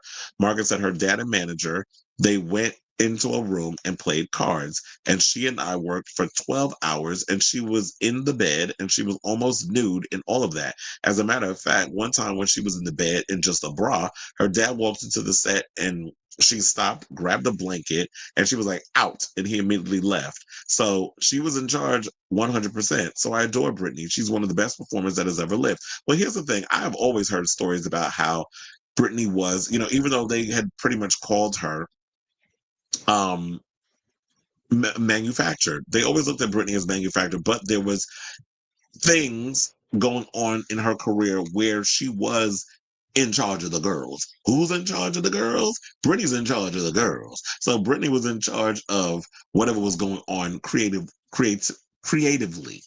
Damn, I can't even speak today. So she was pretty much in charge of like how things looked and all this other stuff. And we've always heard stories as well as like how she would have, pull the bull by its horns in the studio when it came to recording and stuff. So she wasn't just walking up in there and they'd be like, singing like the demo, and she would just go up in there and sing it the way she would sing it. There's always people that said that she was very hands-on and even had a lot of hand in writing songs and things. But the record label were pretty much big into um wanting things to be steered a certain way, which caused a lot of Britney's rebellion over the years. So I do feel like she is very much hands-on in her career. Now, in regards of who he has worked with, Marcus, he has done photos for Beyonce, Mariah Carey, and Kim Kardashian. He also shot, excuse me, he also has an iconic shoot with David Bowie, posed with wolves in 2001, and is considered a pop culture masterpiece. Stars such as Tom Cruise and Joe Manganiello have splashed tens of thousands on rare prints of the 8-hour shoot. Wait, they got pictures of Britney, or are you talking about the picture that they have with of David Bowie? So, he does like art exhibits, which a lot of photographers and stuff has. And here's the thing. Well, he did say that I was once told by a CEO of Sony, when I shoot someone, they never look better after that. And that sounds very pretentious of me saying, but I kind of think it's true. I feel like the moment when I shot Beyonce, she is the most photographed woman on earth. There's nobody that gets a photograph more than Beyonce. And I took the most famous photograph of the most photographed person on earth. And I always feel like what that stems from is your eye. Because my friend David Laugh, he takes amazing photos of people. And I think it's like the way that you go about the ideas and the overall creativity behind the shoot is what makes that person unique versus these other photographers that just feel like, okay, pose, okay, do this, snap, snap, snap, clack, clack, clack, clack, clack, clack, clack, clack, clack, doing all that stuff. And then you just get some random regular looking picture. And it's like, if you're really good at directing and getting the best out of someone's shoot, and then that energy and that chemistry and creativity is there, you can get the best shoot out of that person. I want to say, well, he says a lot up in here. So I don't want to sit up in here and read this whole thing. But I mean, he's been doing photographs for 30 years. But if you want to check out his article, you could definitely go over to the Mirror or go over to Chris Avalon, because I did link it up in there. But I say all this to say, what do y'all think of this story in regards of Britney making a musical comeback? Personally speaking, I would love for her to make a musical comeback. I would love to see like where she is creatively. She definitely seems like that she does miss being an artist. We always see her up in that damn foyer twirling. You spin me, ride round, baby, ride round. You always see her twirling around in that damn foyer. And she clearly misses getting out there and performing. I just feel like that she has so much PTSD from what happened to her in the past, especially when her father pretty much just ruined her love for performing, that she probably gets scared coming out and wanting to perform and do the thing that she loves. But once she, I guess, finds a way to get past that sensibility, that feeling, and she just realized, you know what? Yeah, come out on your own terms. You're no longer in the conservatorship. Can't nobody tell you nothing. And you can just you have people come up to you with like new songs, new ideas, that sort of thing. A fierce choreographer, and you get out there and you do what needs to be done, sis. You prove these people, give people the comeback that you deserve. Because I don't feel like you still need to be caught up in this whole situation. Now, I wonder if a lot of the music they're talking about she wants to record is for the woman in me, because she has the biopic in the works and that sort of thing. So musically, I wonder what all that's going to sound like. So I say all this to say, what do y'all think of this story? Whatever your thoughts are, let me know in the comments down below. Okay, so now we have comments, and so let's get to them. Ooh, I think I messed that up. Hold on, because I closed out one of my articles, and then I'll get. Oh wait, why even do that when I could just go here? Look at me doing live stuff while y'all watch. Not that that hasn't happened before. Okay, so let's go to the comments. I closed too many windows. Um, oh, Let me find out real icy girls up in here watching Beverly Hills like me. And you said Kathy Hilton and Jennifer Tilly, that Beverly Hills. Yes, it was, yeah. And Kathy Hilton tacky behind coming to Sutton's party, which I was looking for the fashion stuff in there. Dorit was doing too much with that satellite dish on her damn head. And then I was like, okay, now here we go with Dorit performing for the cameras because I like the idea of her and Kyle sitting there having a conversation. But then she started doing too much and you turned me off. But Kathy Hilton coming to the party and then immediately taking out her extensions. I'm like, girl, what are you doing? And I like the new girl too, Bose, I think is her name. I like the new girl who used to work in the I forget what department she runs, but she was a boss over there at Netflix, and she's a corporate girl. I like her so far, and the fact that she and Doree hit it off real quick. But I'm like, chill.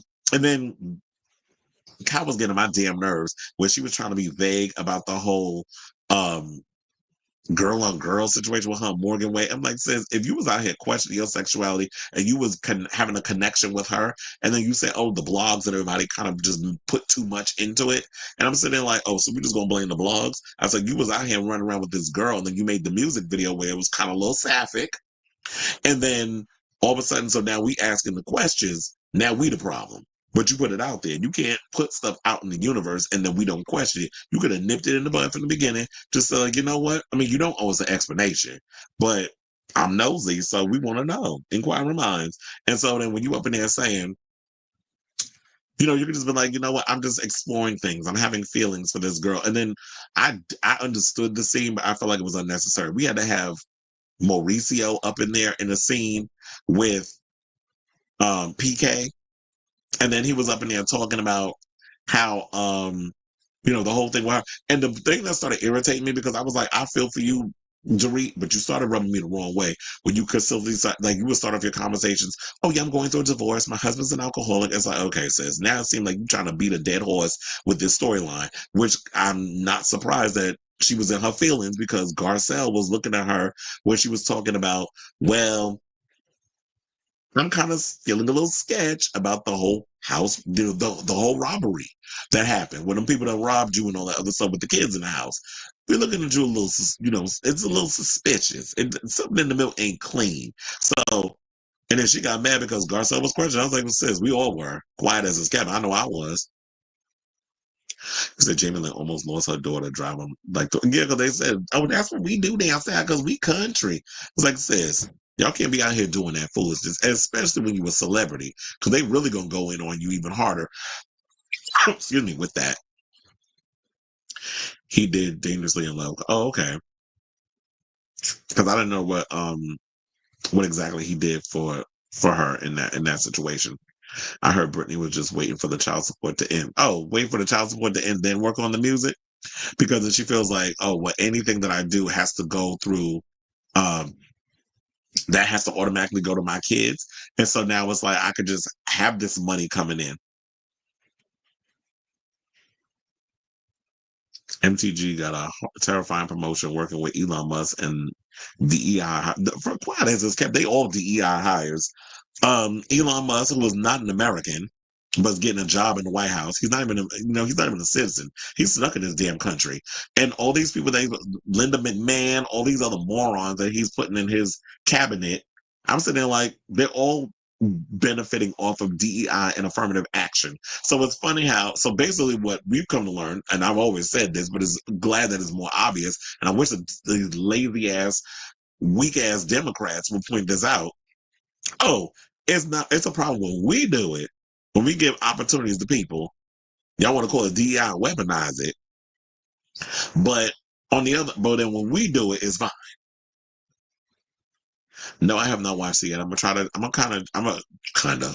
to check it out today. We watch a movie. Hey, Mike, I like his show. He also writes for Bloody Disgusting.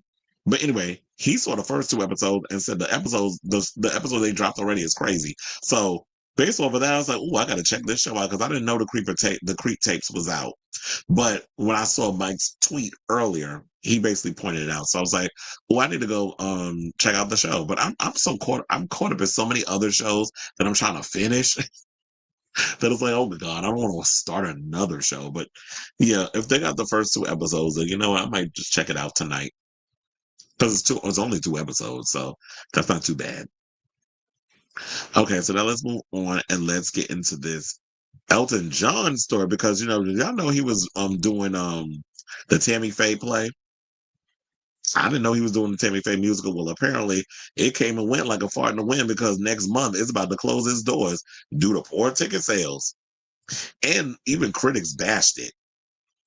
So the show, based on the life of televangelist Tammy Faye and Jim Baker, had been struggling to sell tickets at the Palace Theatre despite a highly anticipated transfer from London, saying it will close on December 8th after playing just 24 previews and 29 performances, which shocked theater goers, taking to social media to lambast the brutal decision. One fan wrote, "This sucks. New theater hardly stands a chance these days," while a second typed, "This is brutal." Others wrote, "Broadway, what the hell is happening? Girl, my jaw is on the floor. And I feel awful for the cast and crew. The reviews were terrible. No one was seeing it. Ugh." The other person said, "It just opened, man, and well, that didn't last for anything." And that's another thing, too, that I'd be worrying about when it comes to Broadway. It's like, do I really want to invest in a lot of these Broadway plays? Because y'all be so quick to close up. Is that Jake Shears on the left? I think that is him. And you got Elton John in the center. I wonder if this is the I was gonna say, I don't know if this is the UK production, because I know Jake Shears actually lives in the UK right now. So but anyway, so they said the show has been running previews at the Palace since October, with its official opening night on November 14th. So, and that was like literally a week ago. The production was facing a worrying lack of sales, with blocks of seating still available for the upcoming weeks, according to official seat maps on Broadway Direct. Prices have also been slashed in an apparent bid to entice moviegoers.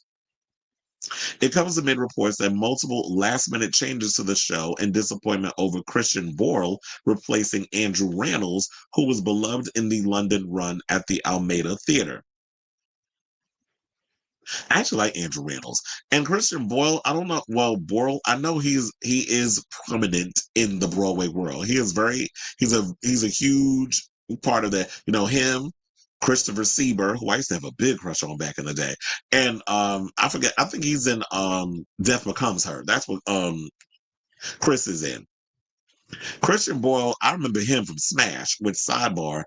I heard that they're making a Smash Broadway musical. So who knows? Maybe they'll put it in that theater. And you know what? As a part of like a meta thing, I would say if they are doing Smash the musical, Christian Boyle should audition.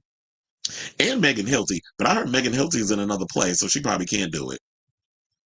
Now, they said despite selling the majority of tickets for opening night less than 48 hours before curtain up, numbers were abysmal. Now, reviews from fans have been mixed so far, with some slamming the musical on Reddit and claiming theater goers have been walking out mid-performance. Well, god damn. I didn't know it was that hard. Say, when I ran to the bathroom at the immediate start of intermission, I passed by a woman sprinting past the usher near the main entrance, one Reddit user claimed. The usher yelled after, "Ma'am, you're going toward the exit," and she responded loudly, "I know." I shouldn't be laughing, but you want to know something? Because Elton John's a tight ass, shady ass queen. That's why I'm cackling at this mess. She said, "I know. This show was a mess. I'm not liking it. So I'm gonna bolt towards the door."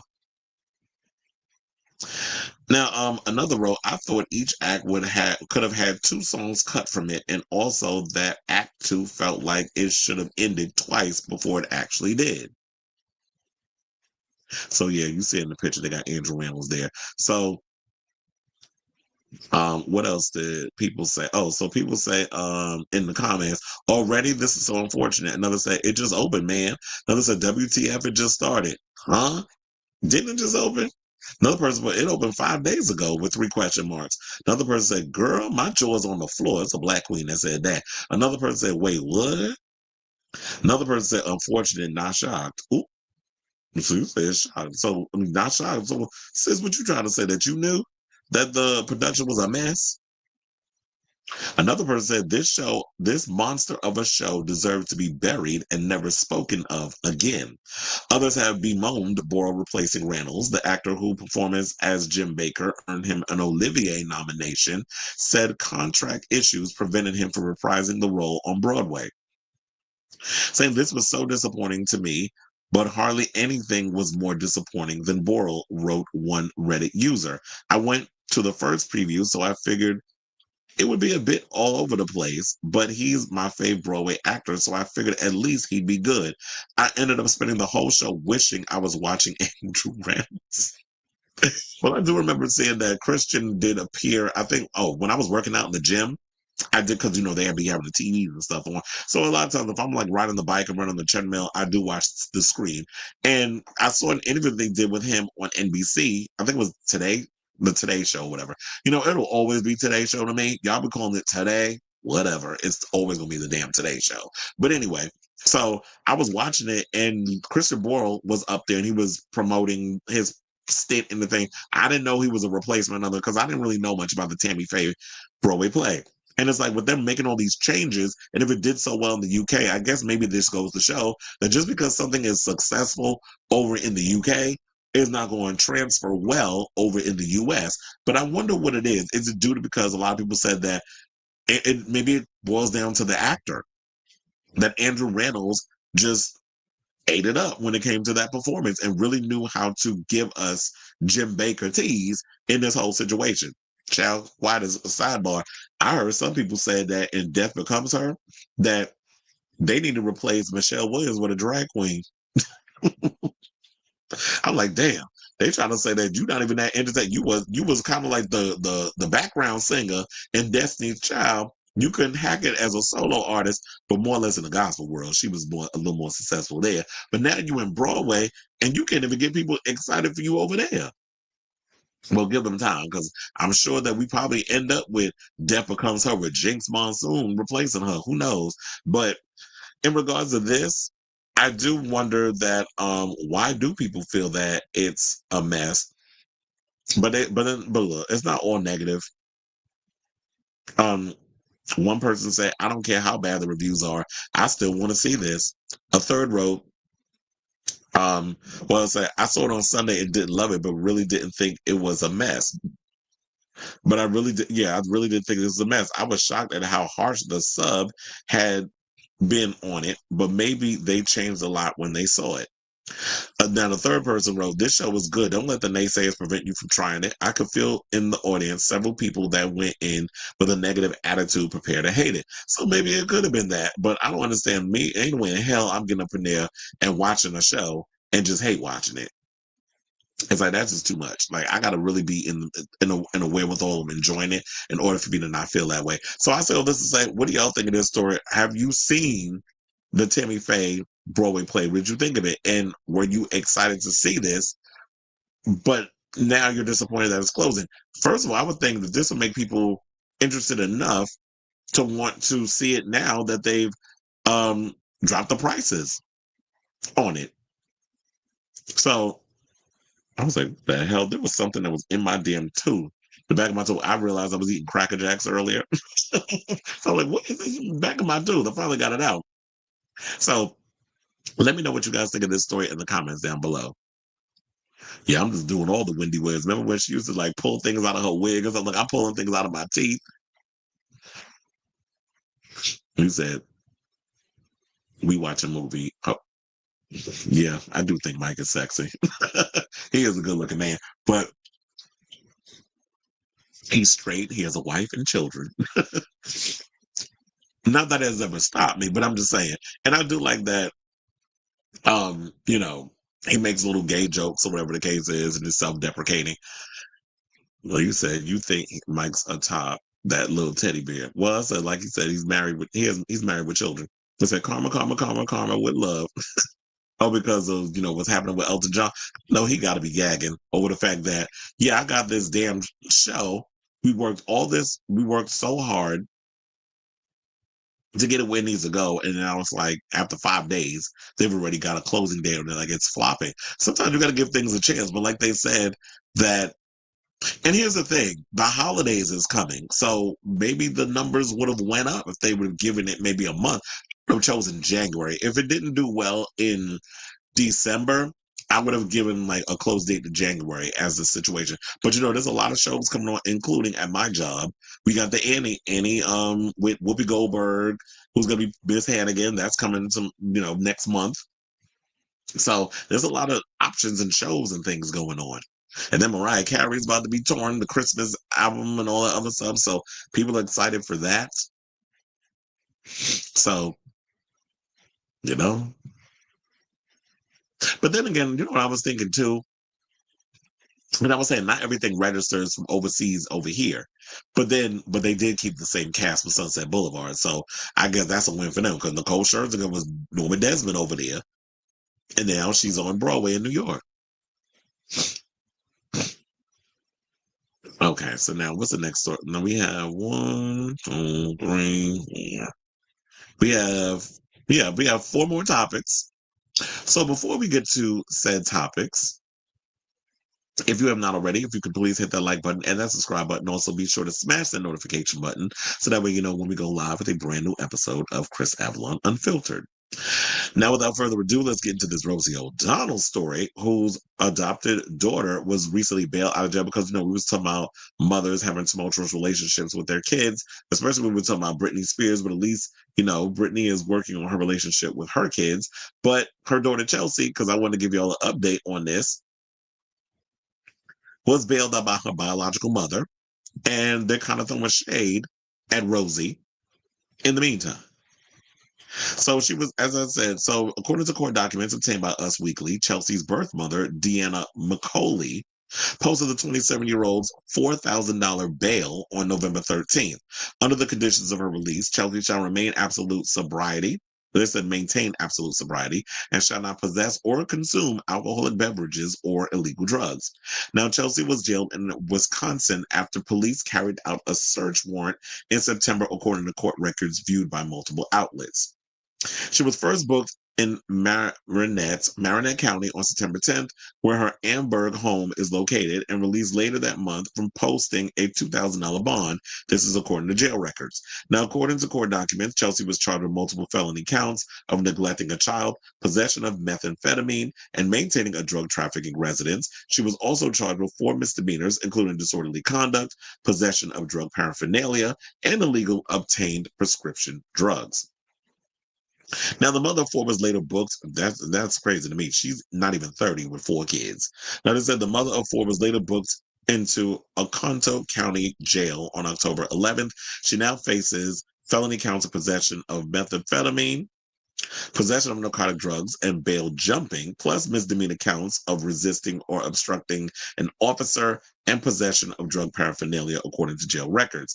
Now, while behind bars, Chelsea spoke out against her adopted mother, Rosie, and accused her of being more interested in another high-profile media case, which, child, we're going to talk about that tomorrow with the Menendez brothers, because there was some tea that came out. Apparently, Lyle's out here cheating on his current wife with some British girl who's in her 20s.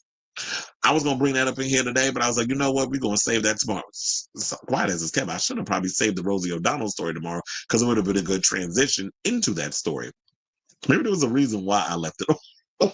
But now that I think about it, it is what it is. We're already in it. Let's continue.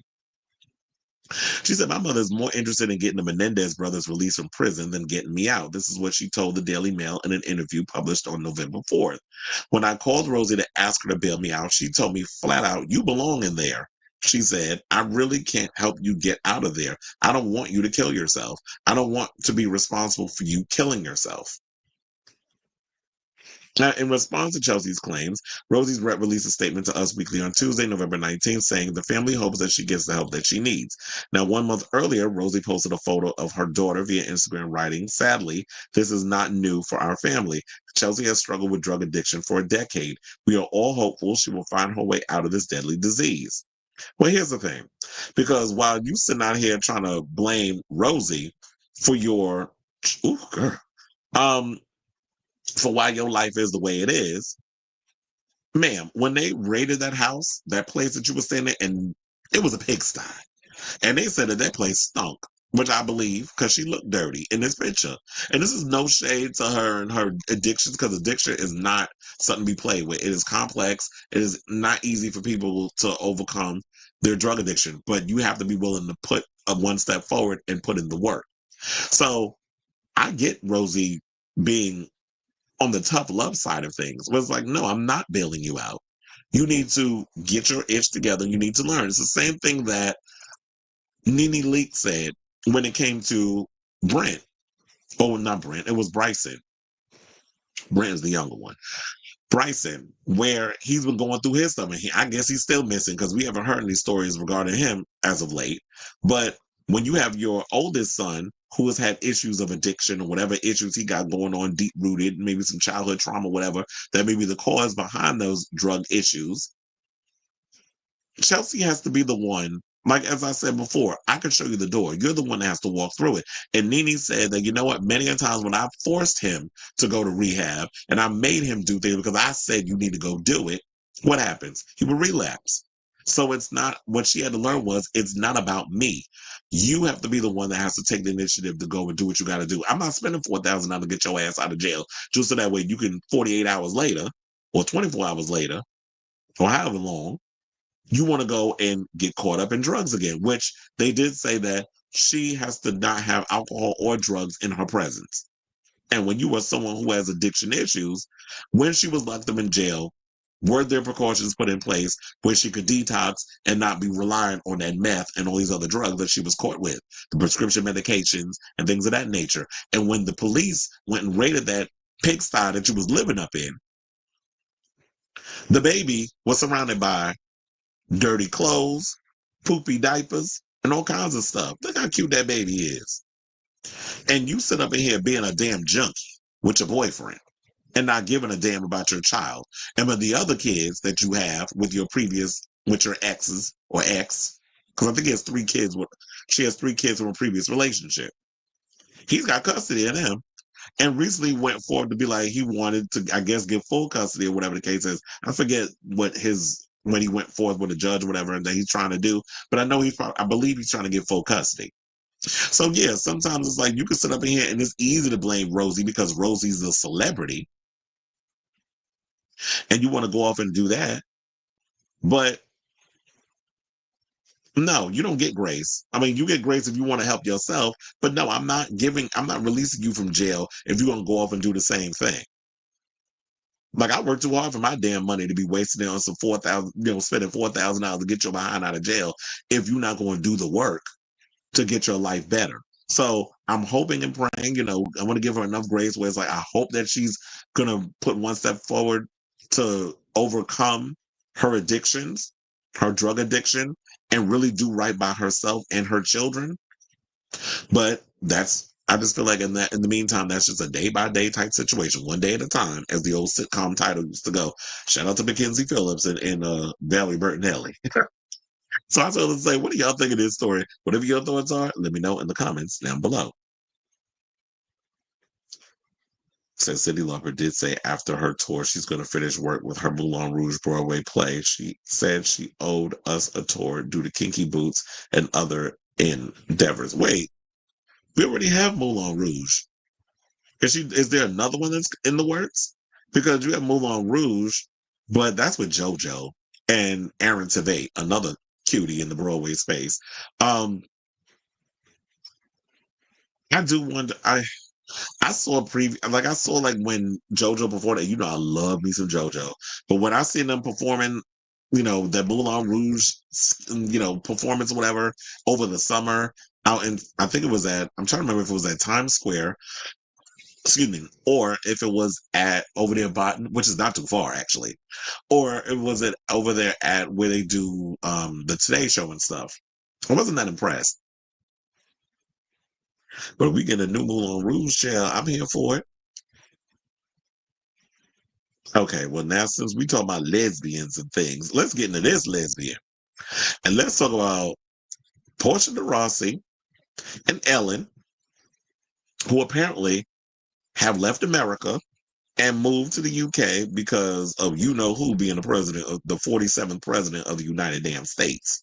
So they had to let us know this. But I've been hearing a lot of celebrities have been moving. They said Eva Longoria done left America, and they were trying to say that because when she called in to Behind the Table podcast, I think that's what it's called. That The View has their own podcast or whatever, and that's when Brian sits down with people from the show, and Anna Navarro was on the podcast. And then after that, what had happened was I think Eva called in, and there was some implications or whatever that she had moved for that reason. But then she clarified and said that he was not the reason.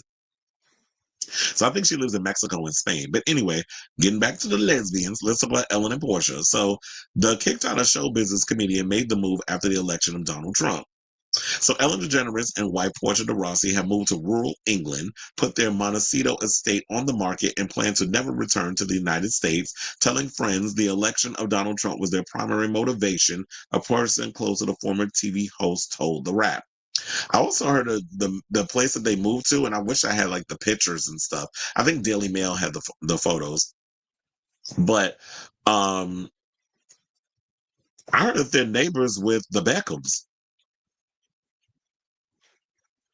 And I forget the other person that they said that they're friends with. I want to see if I can find it while I'm in here, but I don't want to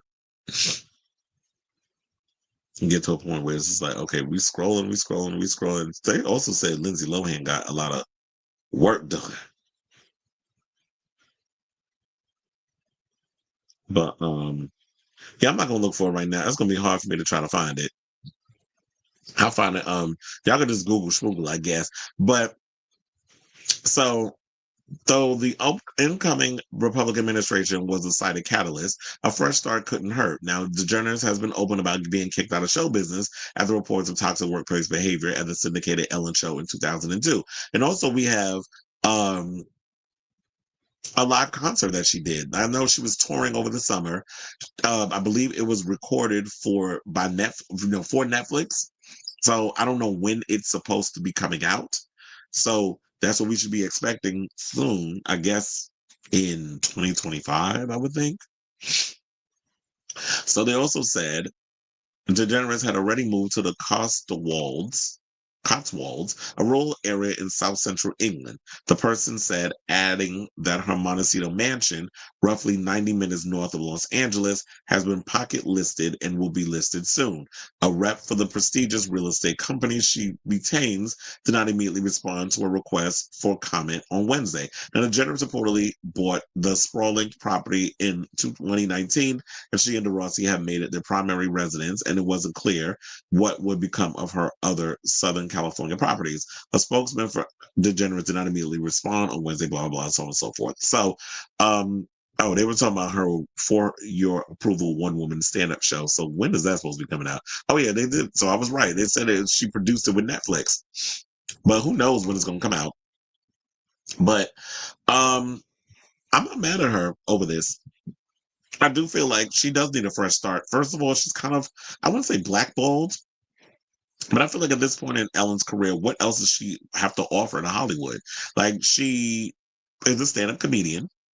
She had a huge sitcom back in the day until, she came out of the closet. We all know what happened with that.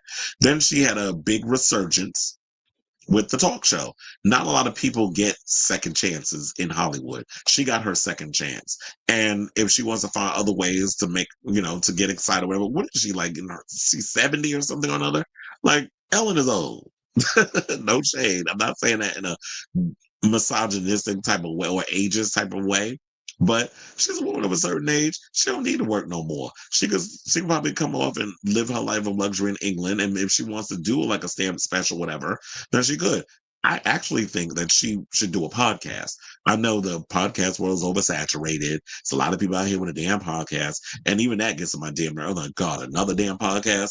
But I do feel like in this point, Ellen doesn't have anything to prove anymore. Now, as far as like acting goes, Portia still has an active movie career TV career. And I'm sure she could come up in here and do a little, performance, whatever. Portia's Australian, actually. So if she wants to do acting in other places, girl, you can channel your inner Gillian Anderson and do a couple of, TV shows for the BBC or ITV, that sort of thing, like Gillian Anderson does. She puts on a British accent and does a lot of British television. So I could definitely see that happening for her. But as far as Ellen, like I said, you could probably, just enjoy your money and living in England. We know, like, based off the Brits, they do have their political issues. They know, but I don't think they're as worse off as we are, especially what we're about to get come January 20th. So I saw this. What do y'all think of this story regarding Ellen and Portia moving to the UK? Whatever your thoughts are, let me know in the comments down below. All right, let's move on. Let's talk about Jussie Smollett, and congratulations to him because his conviction has been overturned by an Illinois Supreme Court. So a deal's a deal. And that means Jussie Smollett's conviction in the hate crime hoax case is now reversed, and he cannot be tried again, according to the Illinois Supreme Court. Well, look, well, child, I'm gonna get my thoughts on this obviously, after I'm done with this story. But let's get into it. I was like, what happened? I thought my computer froze. Okay. So now, in a blockbuster ruling on Thursday, the state Supreme Court overturned the conviction of actor Jussie Smollett for an alleged 2019 hoax hate crime, a move that will spare the former Empire star a 5-month jail sentence, if not clear his name. Now, Smollett has challenged nearly every aspect of the case, arguing that he could have been done with the case after Cook County State's Attorney Kim Foxx's office struck a deal to drop the charges. That the special prosecutor who reinvestigated the case and re-indicted him a year later was wrongfully appointed. Now, Smollett spent 6 days in jail in 2022 before being released to wait out his appeals. An appeals court last year upheld Smollett's sentence on 5 low-level felony counts related to lying to police about an attack he and 2 accomplices staged near his Streeterville apartment. I was like, what kind of name of the? Now, on the night of the staged attack, Smollett had been in the peak of his career, starring in a groundbreaking role as a black gay character on the hit series Empire and recording and touring as a musician. But Smollett will become a household name in the weeks after he called police to report he had been attacked by 2 men on the street as he walked home from a subway on a frigid January night, at 2 in the morning, no less. And a lot of people were saying, first of all, what Subway was open up at 2 in the morning? We don't talk about Subway as in which you take the train. We talk about Subway Eat Fresh. So, in the years that followed, Smollett's career cratered. They said Empire was canceled, and Smollett became a punchline for late-night comedy shows. At his sentencing hearing in 2022, Judge James Lynn observed that Smollett had endured severe punishment even before he handed down the restitution and jail time, saying, "You destroy your life as you know it." He said, "There's nothing any sentencing judge would do compared to the damage you already done. Your very name is a verb for lying. I can't imagine anything worse than that." Ain't that the truth? Because, a lot of people say, because there have been jokes, excuse me, there have been jokes that have been made in regards to, like, when people be out here lying, y'all pretty much equate it with, oh, you've been Jussie Smollett or whatever the case is. So yeah, his name has become a verb. So they said from the day of his arrest, Smollett has always maintained his innocence, including during 2 days that he spent on the witness stand at his 2021 trial. The actor sparred gamely with veteran attorney Dan Webb, a former federal prosecutor, better known for his withering cross-examination of Administrator John Poindexter and the Iran-Contra affair. At his sentencing, when Judge Lynn ordered him taken from the courtroom to jail, Smollett rose from his seat and declared, "I did not do this. I'm innocent." I remember. So, and then also, look, and then last month, things started to resurface again, and people started up with he a liar, and why y'all giving him a platform? I did see in the comments that especially not with Entertainment Weekly, but I think he did an interview with, I think it was E! News or something or another, and they were in the comments just, shredding him, eating him up. But I'm sitting there like, you know what? I don't feel no ways tired about it, because here's the thing. If y'all can sit up in here and this is going to be my go-to for every damn thing for the next 4 damn years and maybe beyond. If y'all can put a convicted felon and a rapist in the White House, then somebody who goes to jail for lying, I don't feel no ways tired about it. So free Jussie. I'm glad Jussie ain't going to jail.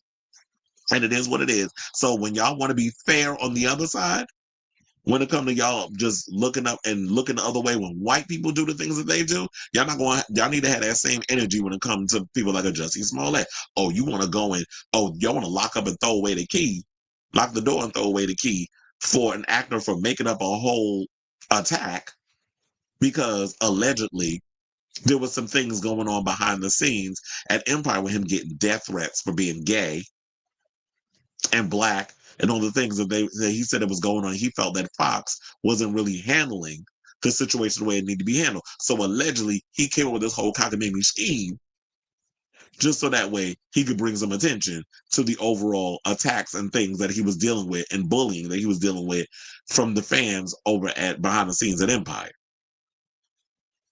So, in an interview last month with EW to promote his new film, Smollett co-wrote and directed. He remained defiant, claiming to have spent about $3 million on his defense, even though it might have made more sense to have served out his time.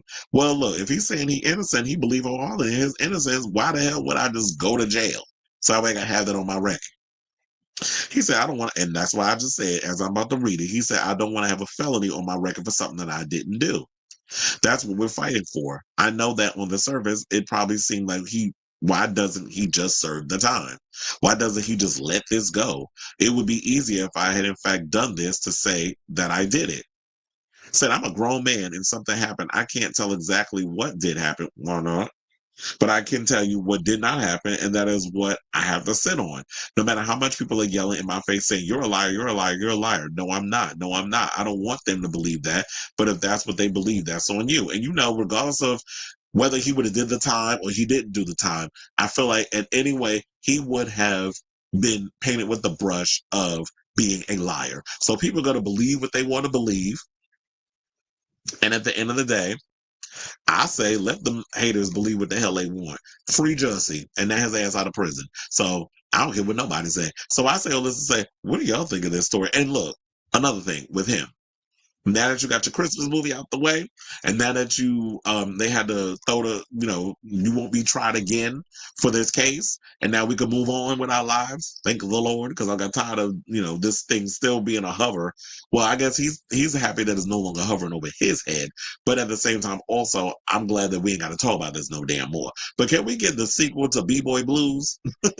I know I think he did mention in the same interview that I referenced that we are getting a sequel to B-Boy Blues, which if you've read any of James R. Hardy's books, it would be second time around. And I loved what he did with B-Boy Blues. And I'm definitely looking forward. Child, I want a part in that movie too. Put me on. I love B-Boy Blues. I can't tell you how many times I read that damn book. Jussie, and I'm putting it out there in the universe. So let me know what you guys think of this story in the comments down below. And yes, in regards to me grifted for a job and did, Driver C says, I bet there's some disappointed jailmate. Oh yeah, they can't get that coochie. Cause I've seen Jussie naked and I wouldn't kick him out of bed. All right, so now let's get into our final topic, and that's about Miss J.K. Rowling, who HBO was defending her right to express her views in regards of, her views that people deem transphobic. So let's get right into it. It's funny. It's like it's always these women with strong jaws that got something to say about trans people, but I digress. So, television network HBO has said it believes that J.K. Rowling has a right to express her views on trans people. So, a TV adaptation, for those of you who are not aware, of Rowling's Harry Potter books is currently in the works from the studio, despite the long-running controversy surrounding her comments about trans people. Now, Rowling, who was an EP on the series, has been criticized for her views on the community, as well as gender affirming care, single sex spaces, and women's sports. Well, child, if she was an American, she'd vote for Trump. In posts on Twitter, she denies being transphobic.